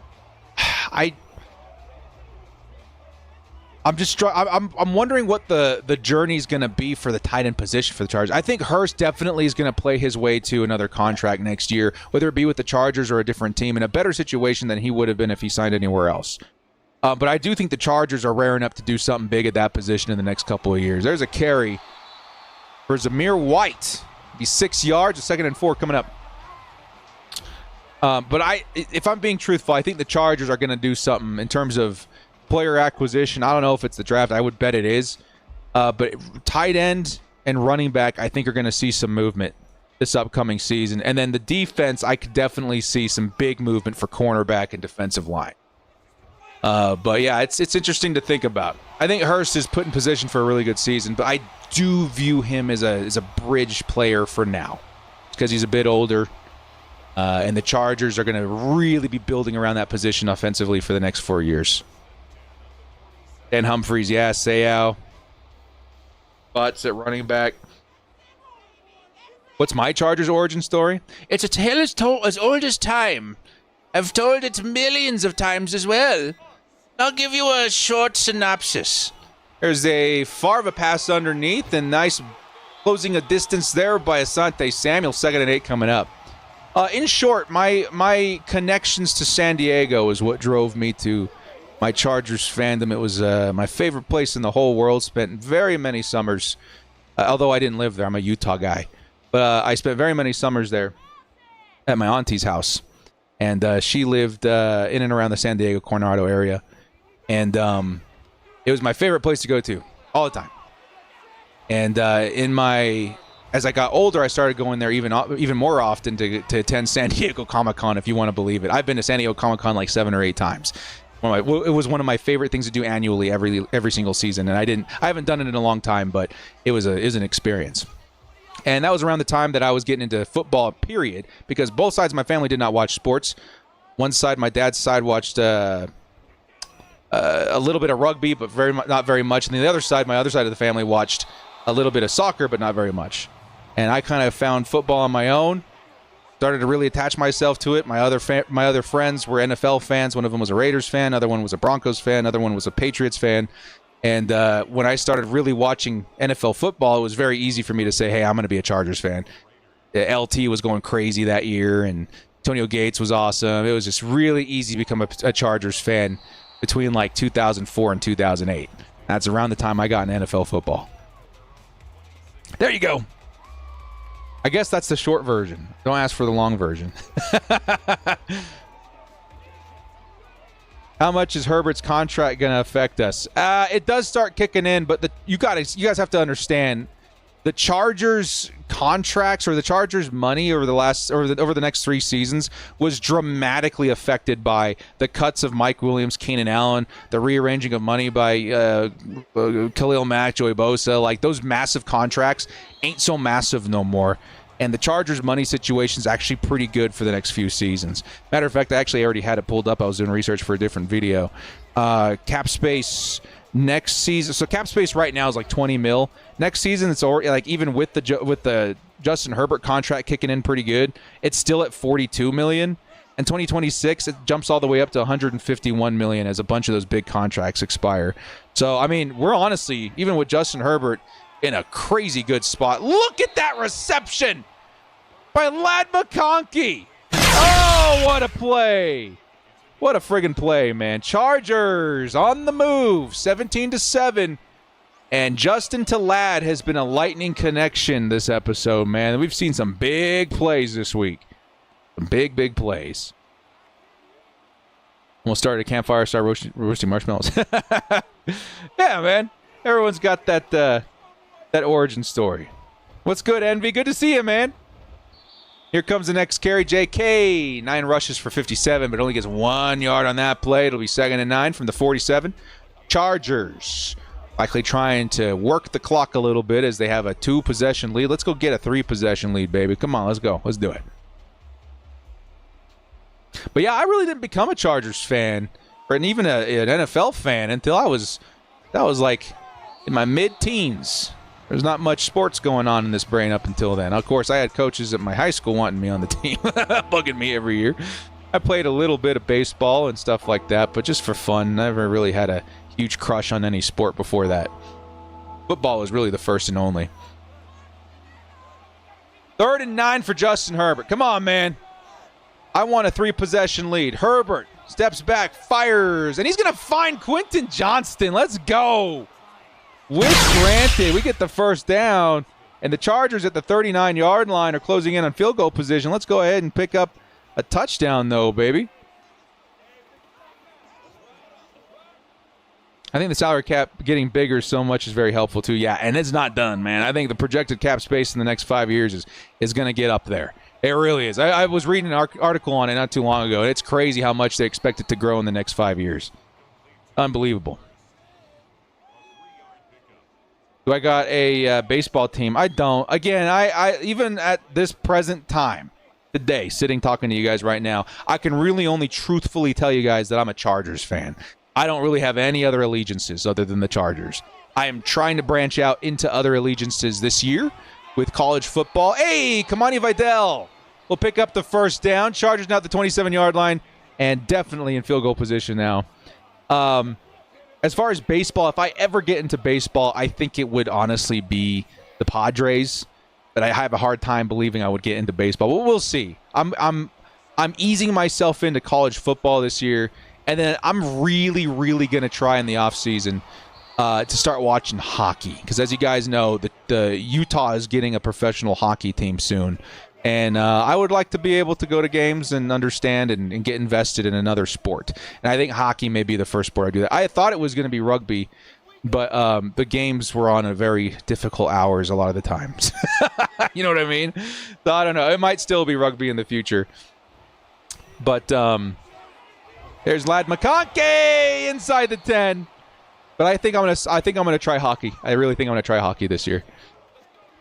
College football it feels like it's going to be easy because I already kind of do like college football. I've just not gotten super invested in it yet, but I think hockey is going to be the one where I'm like, let's do it. Come on, let's sit down. Let's get to know the game. Let's get to love the game. Let's get to know the players, the environment, and I think it'll be fun. Yeah, man. Here comes first and goal, and we're heading to the fourth quarter. Played football 4 years, high school, dabbled in volleyball, track. Girls flag football team won more games than the boys. Yeah, our football team wasn't that good either, man. I'm going to be honest with you there. Definitely weren't too good. Hope the XFL becomes minor league for the NFL. Imagine Chargers practice squad guys play a full season together. That's what I'm saying, dude. XFL, I would be... so right now, college is my first step.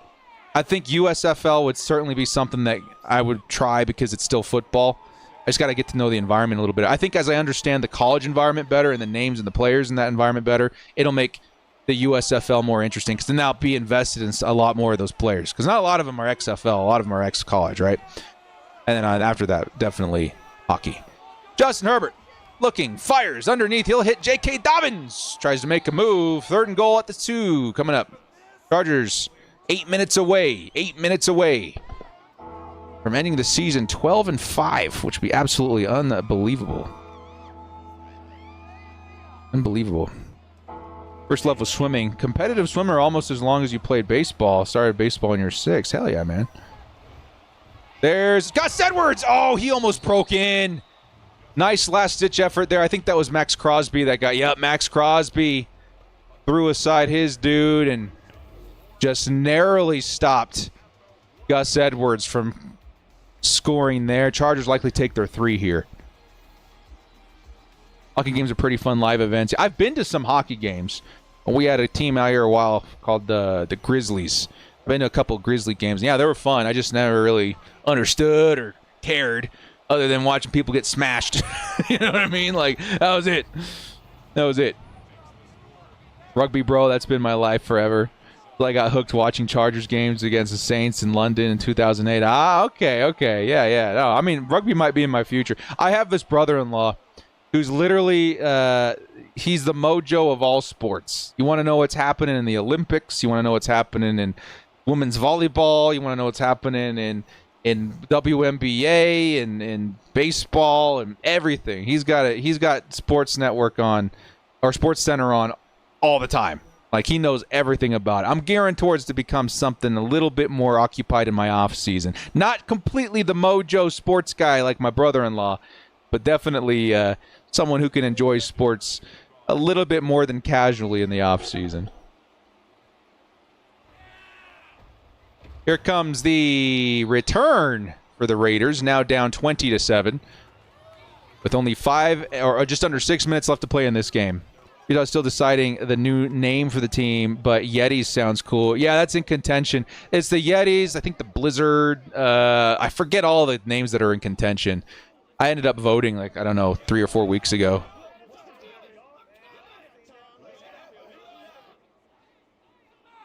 I'm going to look it up real quick, because I remember thinking, yeah, it's going to be awesome. We had an opportunity several years ago to name a minor football league out here too. It was what was it called? It was the AFL. The AFL that was playing out here. We got a team and we had an opportunity to brand it as a fan base.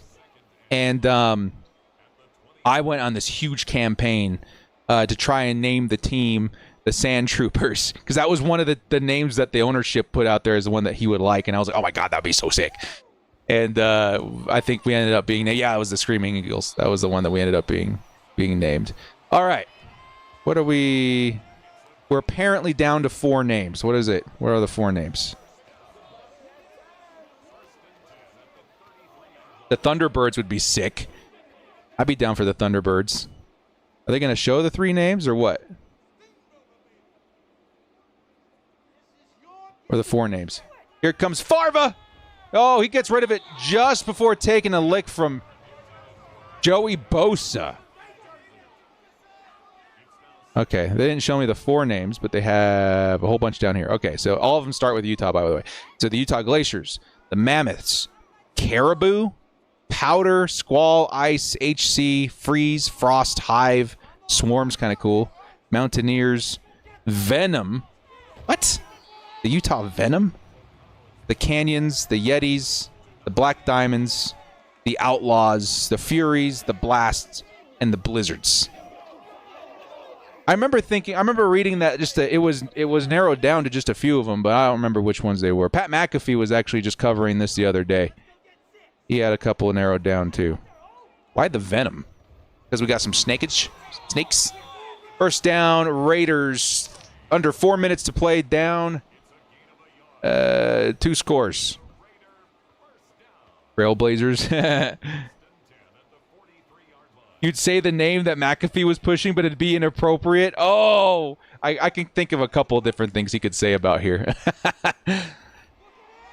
Here's Farva. He's going to air it out. It's Devontae Adams, and it's going to get broken up by Alohi Gilman and Christian Fulton. Nice defense there. 2nd and 10. 2nd and 10. Oh, here we go. Oh, because it was Pat McAfee that was saying it was narrowed down.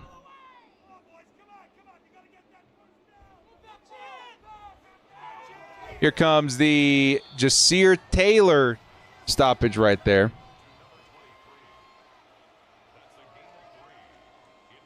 Mammoth's up there. Okay, I don't want to watch the video. Still interesting. I always wonder why Venom is even on that list. Hey, bolt up 12. Yeah, we've heard our share of all that out here. Oh, Khalil Mack almost got in there, but Brock Bowers will take it to the 32-yard line. And the Raiders, technically still not dead. Now at the 32-yard line, need 2 scores, and they're going to have to score pretty quick here. But Chargers defense wants to make another play.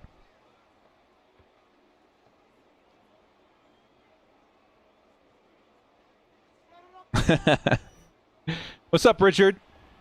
Here comes Farva, fires it off, back of the end zone. Oh, man. Dude, that looked exactly like the Jimmy Garoppolo pass that got him pissed off in the receiver's show. You guys watch that? He goes to the sideline. He goes, man. That looked exactly like that. That is Devontae Adams' life as a Raider, is being wide open in the end zone and getting overthrown over and over and over again. Oh, Lord. There's a sideline throw. I think that's the tight end. Or let's a running back. Laub. 1st and 10 from the 14. That's hilarious. That's absolutely hilarious. Sandstorm would be cool. I don't remember. I got to go back and see if there are any more articles in terms of what's actually being likely to be named. But there's a couple in there I'd absolutely not do. But for the most part, I think most of them were fine. 2nd and 9. Nice defense there by Poona Ford. 14 yards to score for the Raiders, but they're down to 2.5 minutes left in this game.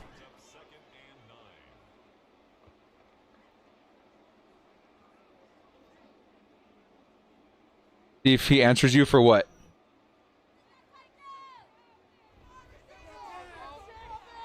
There's the pass underneath, and it's into the end zone. Touchdown, Raiders. They're not done yet. Got to watch out for the onside kick. The Chargers. Trying to hold on to this one. It would be an epic, epic win streak if they could.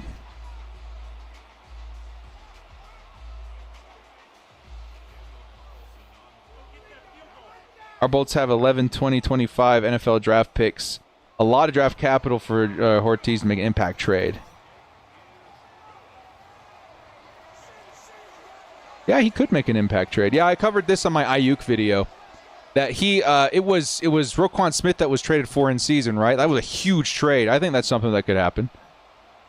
Sorry, I was trying to go back there. I'm at the point of the stream now where I usually pop open one of these, but I think I'll make it without it today.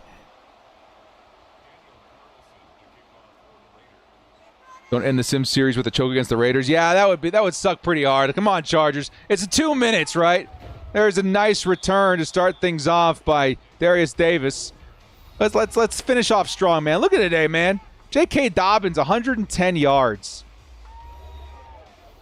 110 scrimmage yards today. Come on, baby. Why are we called the Venom? That'd be sick. Be sick. I don't know. I've also been asked a lot by my family and friends that know I do YouTube. They're like, if you really understand. The Storm and Mormons, I've heard that one before.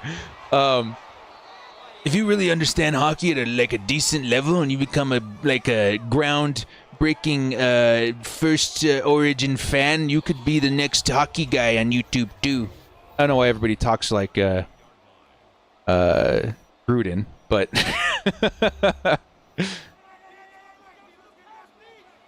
yeah, I've considered it. I don't know. It's so hard for me to think I would ever love anything as even close coming to the Chargers.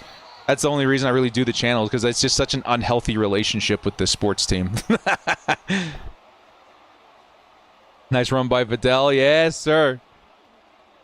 I got the lad jersey. Not yet. I'm going to get it. I think, hopefully before kickoff.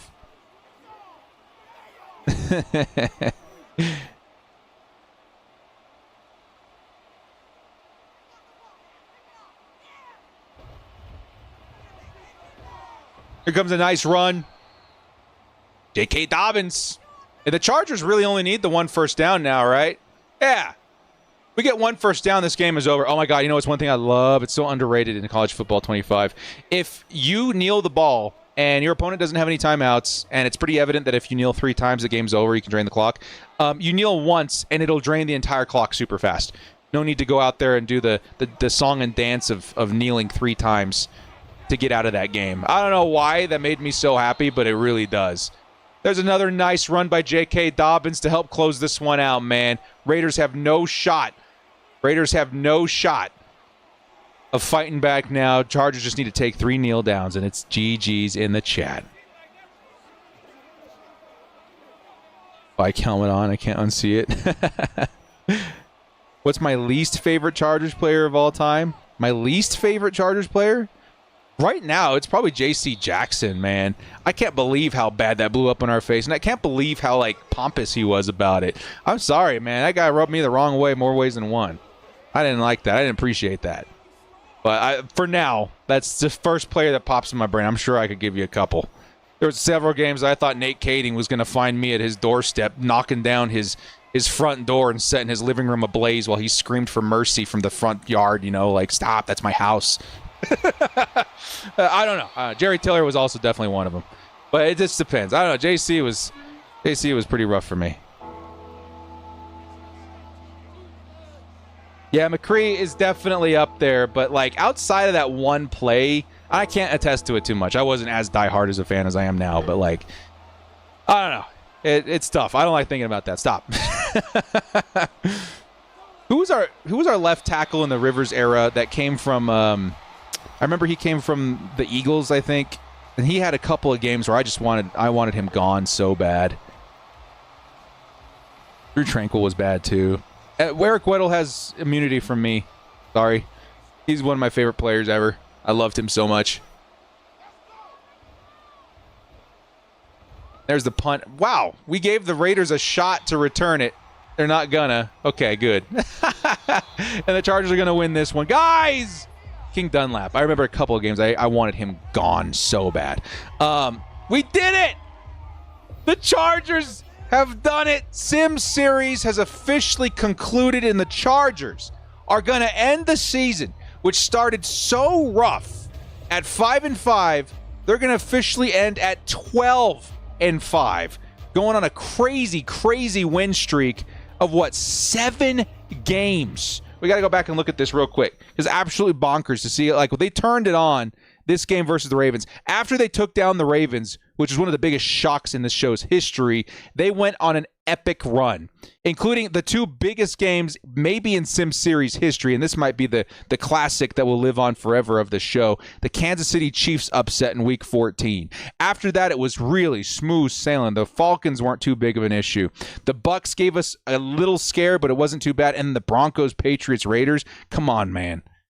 Come on, man. Sim Series, I think this is probably one of my favorite Sim Series ever, and I don't know if it's even close. That was super, super fun, and it showed us a lot of things to preview the season to come behind Jim Harbaugh. Let's go take a look at some of the stats here, because I gave you guys some homework. You remember? I said we got to find ourselves a game ball for this week, which right now I think Justin Herbert's definitely in contention right now. J.K. Dobbins had a good day. Was there one more person? I think McConkey had a couple rushing yards there too. Receiving, J.K. Dobbins again, man. Dobbins led 81 yards on the ground, 83 yards through the air, and a touchdown. McConkey with 35, Hurst with 40, Quinton with 31. You got Zion out there. I mean, offensive line's kind of tough to record there. We got on defense, Jasir Taylor looking pretty good out there. Total tackles go to him and Denzel. Tackles for loss, wow, none this week. No sacks this week either. So defense is probably not going to be where we find our guy. Give me some nominees in the chat, guys. Give me some nominees in the chat of who should be the game ball recipient of this week's game. I think I'm gonna put 2 names on there right away. Just simple, right? You guys can let me know if there's any additional names. I'm gonna go ahead and put Justin Herbert. And honestly, again, we got to throw JK's name back in the hat, dude.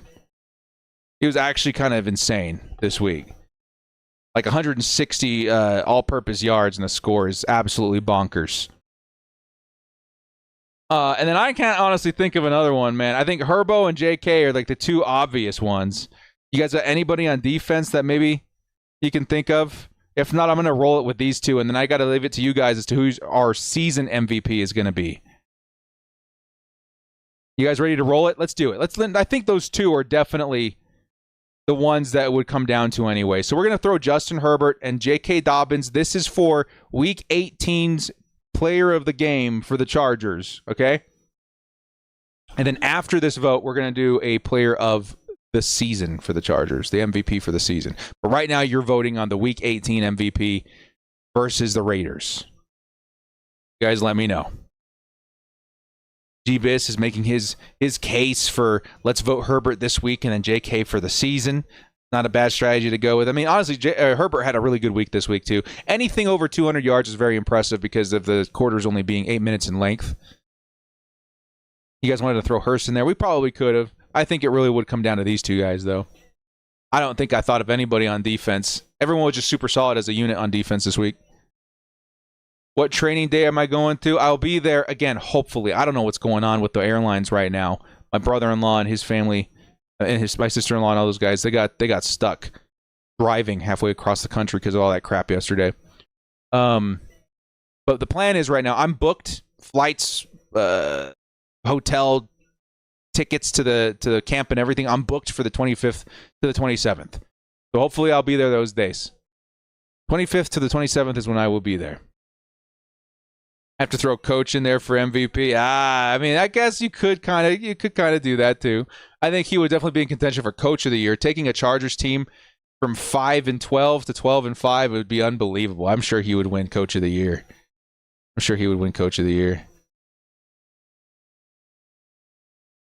Hey, Steve Simmons, I almost missed you. He said, great job on Sim Seasons. Thank you so much, Steve. I appreciate that. It just popped up for me. Thank you so much, my man. I appreciate that. Let's go ahead and roll it here. Let's roll it here for the game ball this week in Week 18. Oh, never mind. It just popped up there. Thank you so much, man. I appreciate that, Steve. I appreciate that. Justin Herbert's going to take the game ball for Week 18, and now is the time to put in your nominees for player of the year for the Chargers. Chargers MVP of 2024. All right? We have to narrow it down to 4 players. That's all that we're going to have room for on the poll. 4 players is all we get. So you guys think carefully of what you're thinking about here. So I'm going to go ahead and put the one I've seen a lot at the top here. I'm looking at J.K. Dobbins. I'm looking at Khalil Mack. I'm looking at Quentin Johnston. I'm looking at Justin Herbert. I'm looking at Jasir Taylor a little bit. What do you guys think? I'm seeing QJ a little bit. I'm seeing QJ. Get your names in here, man, so you can get your nominations in. I'm seeing a little bit of Ladd McConkey. I'm seeing QJ. I think you guys know who you want to vote for. Okay, so I'm seeing a lot of QJ and Dobbins. I'm actually going to type his name out.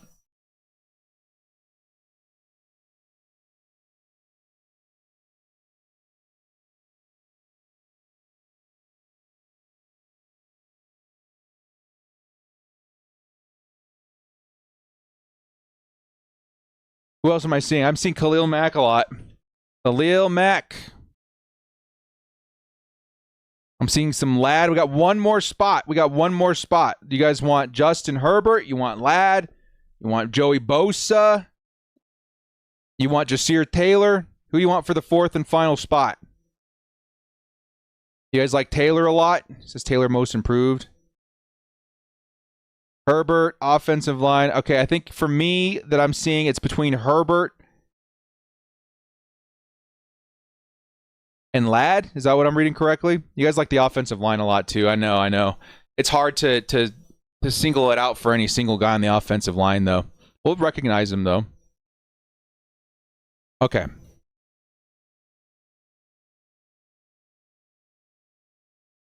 Here we go. I'm gonna launch it right now. I think we got it.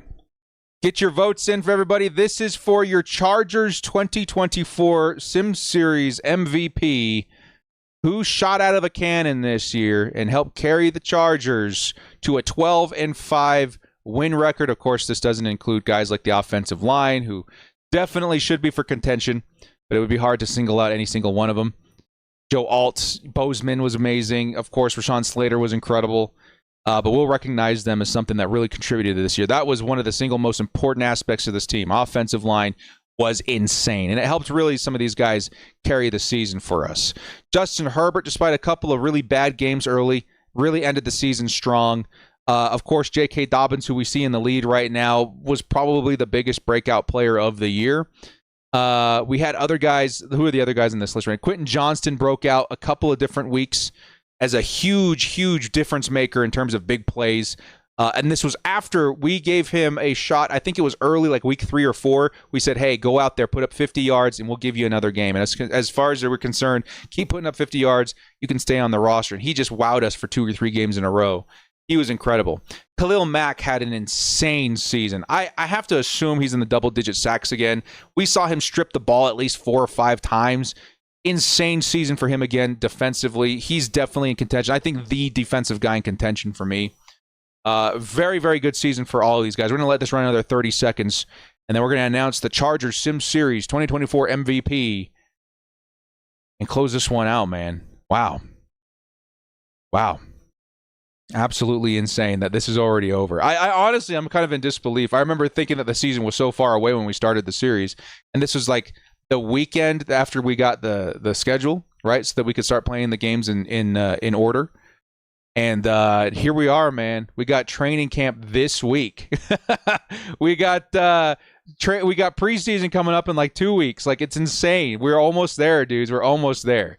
We're going to end the poll here. Your Chargers MVP for the 2024 Sim Series season is officially J.K. Dobbins, who burst onto the scene weeks 3 or 4 as the Chargers RB1 after earning it through opportunities maximized in third down running back opportunities and plays, right? Receiving back plays. He's been absolutely insane. He hit the ground running. He never stopped, and he produced some of the wildest plays that we've seen in Sim Sundays. He was single-handedly one of the biggest reasons why we won our big game versus the Baltimore Ravens. Him and Jasir Taylor, took the Kansas City Chiefs by storm in Week 15. It's been an absolutely unbelievable season for J.K. Dobbins as one of the most complete and talented backs in football. This was a massive success, guys. Thank you, everybody, so much for contributing to Sim Sundays. This has been fun. This has been exciting. It's been such an honor to host all of the super fans every single week, a place to geek out over the Chargers and look at the potential of what the team could look like behind Jim Harbaugh in his first season. It's been an absolute blast. And thank you, everybody, so much for supporting my platform. Off-season is one of the toughest things to survive if you're a YouTuber, like professionally, and there's no content within the year, right? Outside of the draft and outside of certain events in the offseason, it gets pretty difficult out here. And you guys that show up to Sim Sundays, support with super chats and the subs and the likes and all that kind of stuff, it really does mean a lot to me. So thank you guys so much for joining me. This has been The Director. Congratulations on your 12-5 Sim Series Chargers. We'll see you guys soon for training camp. And, of course, get ready for the preseason, of which we're going to be live commentating every single one of those games as well. Much love to everybody out there. Bolt up. Stay frosty. We'll see you guys very, very soon.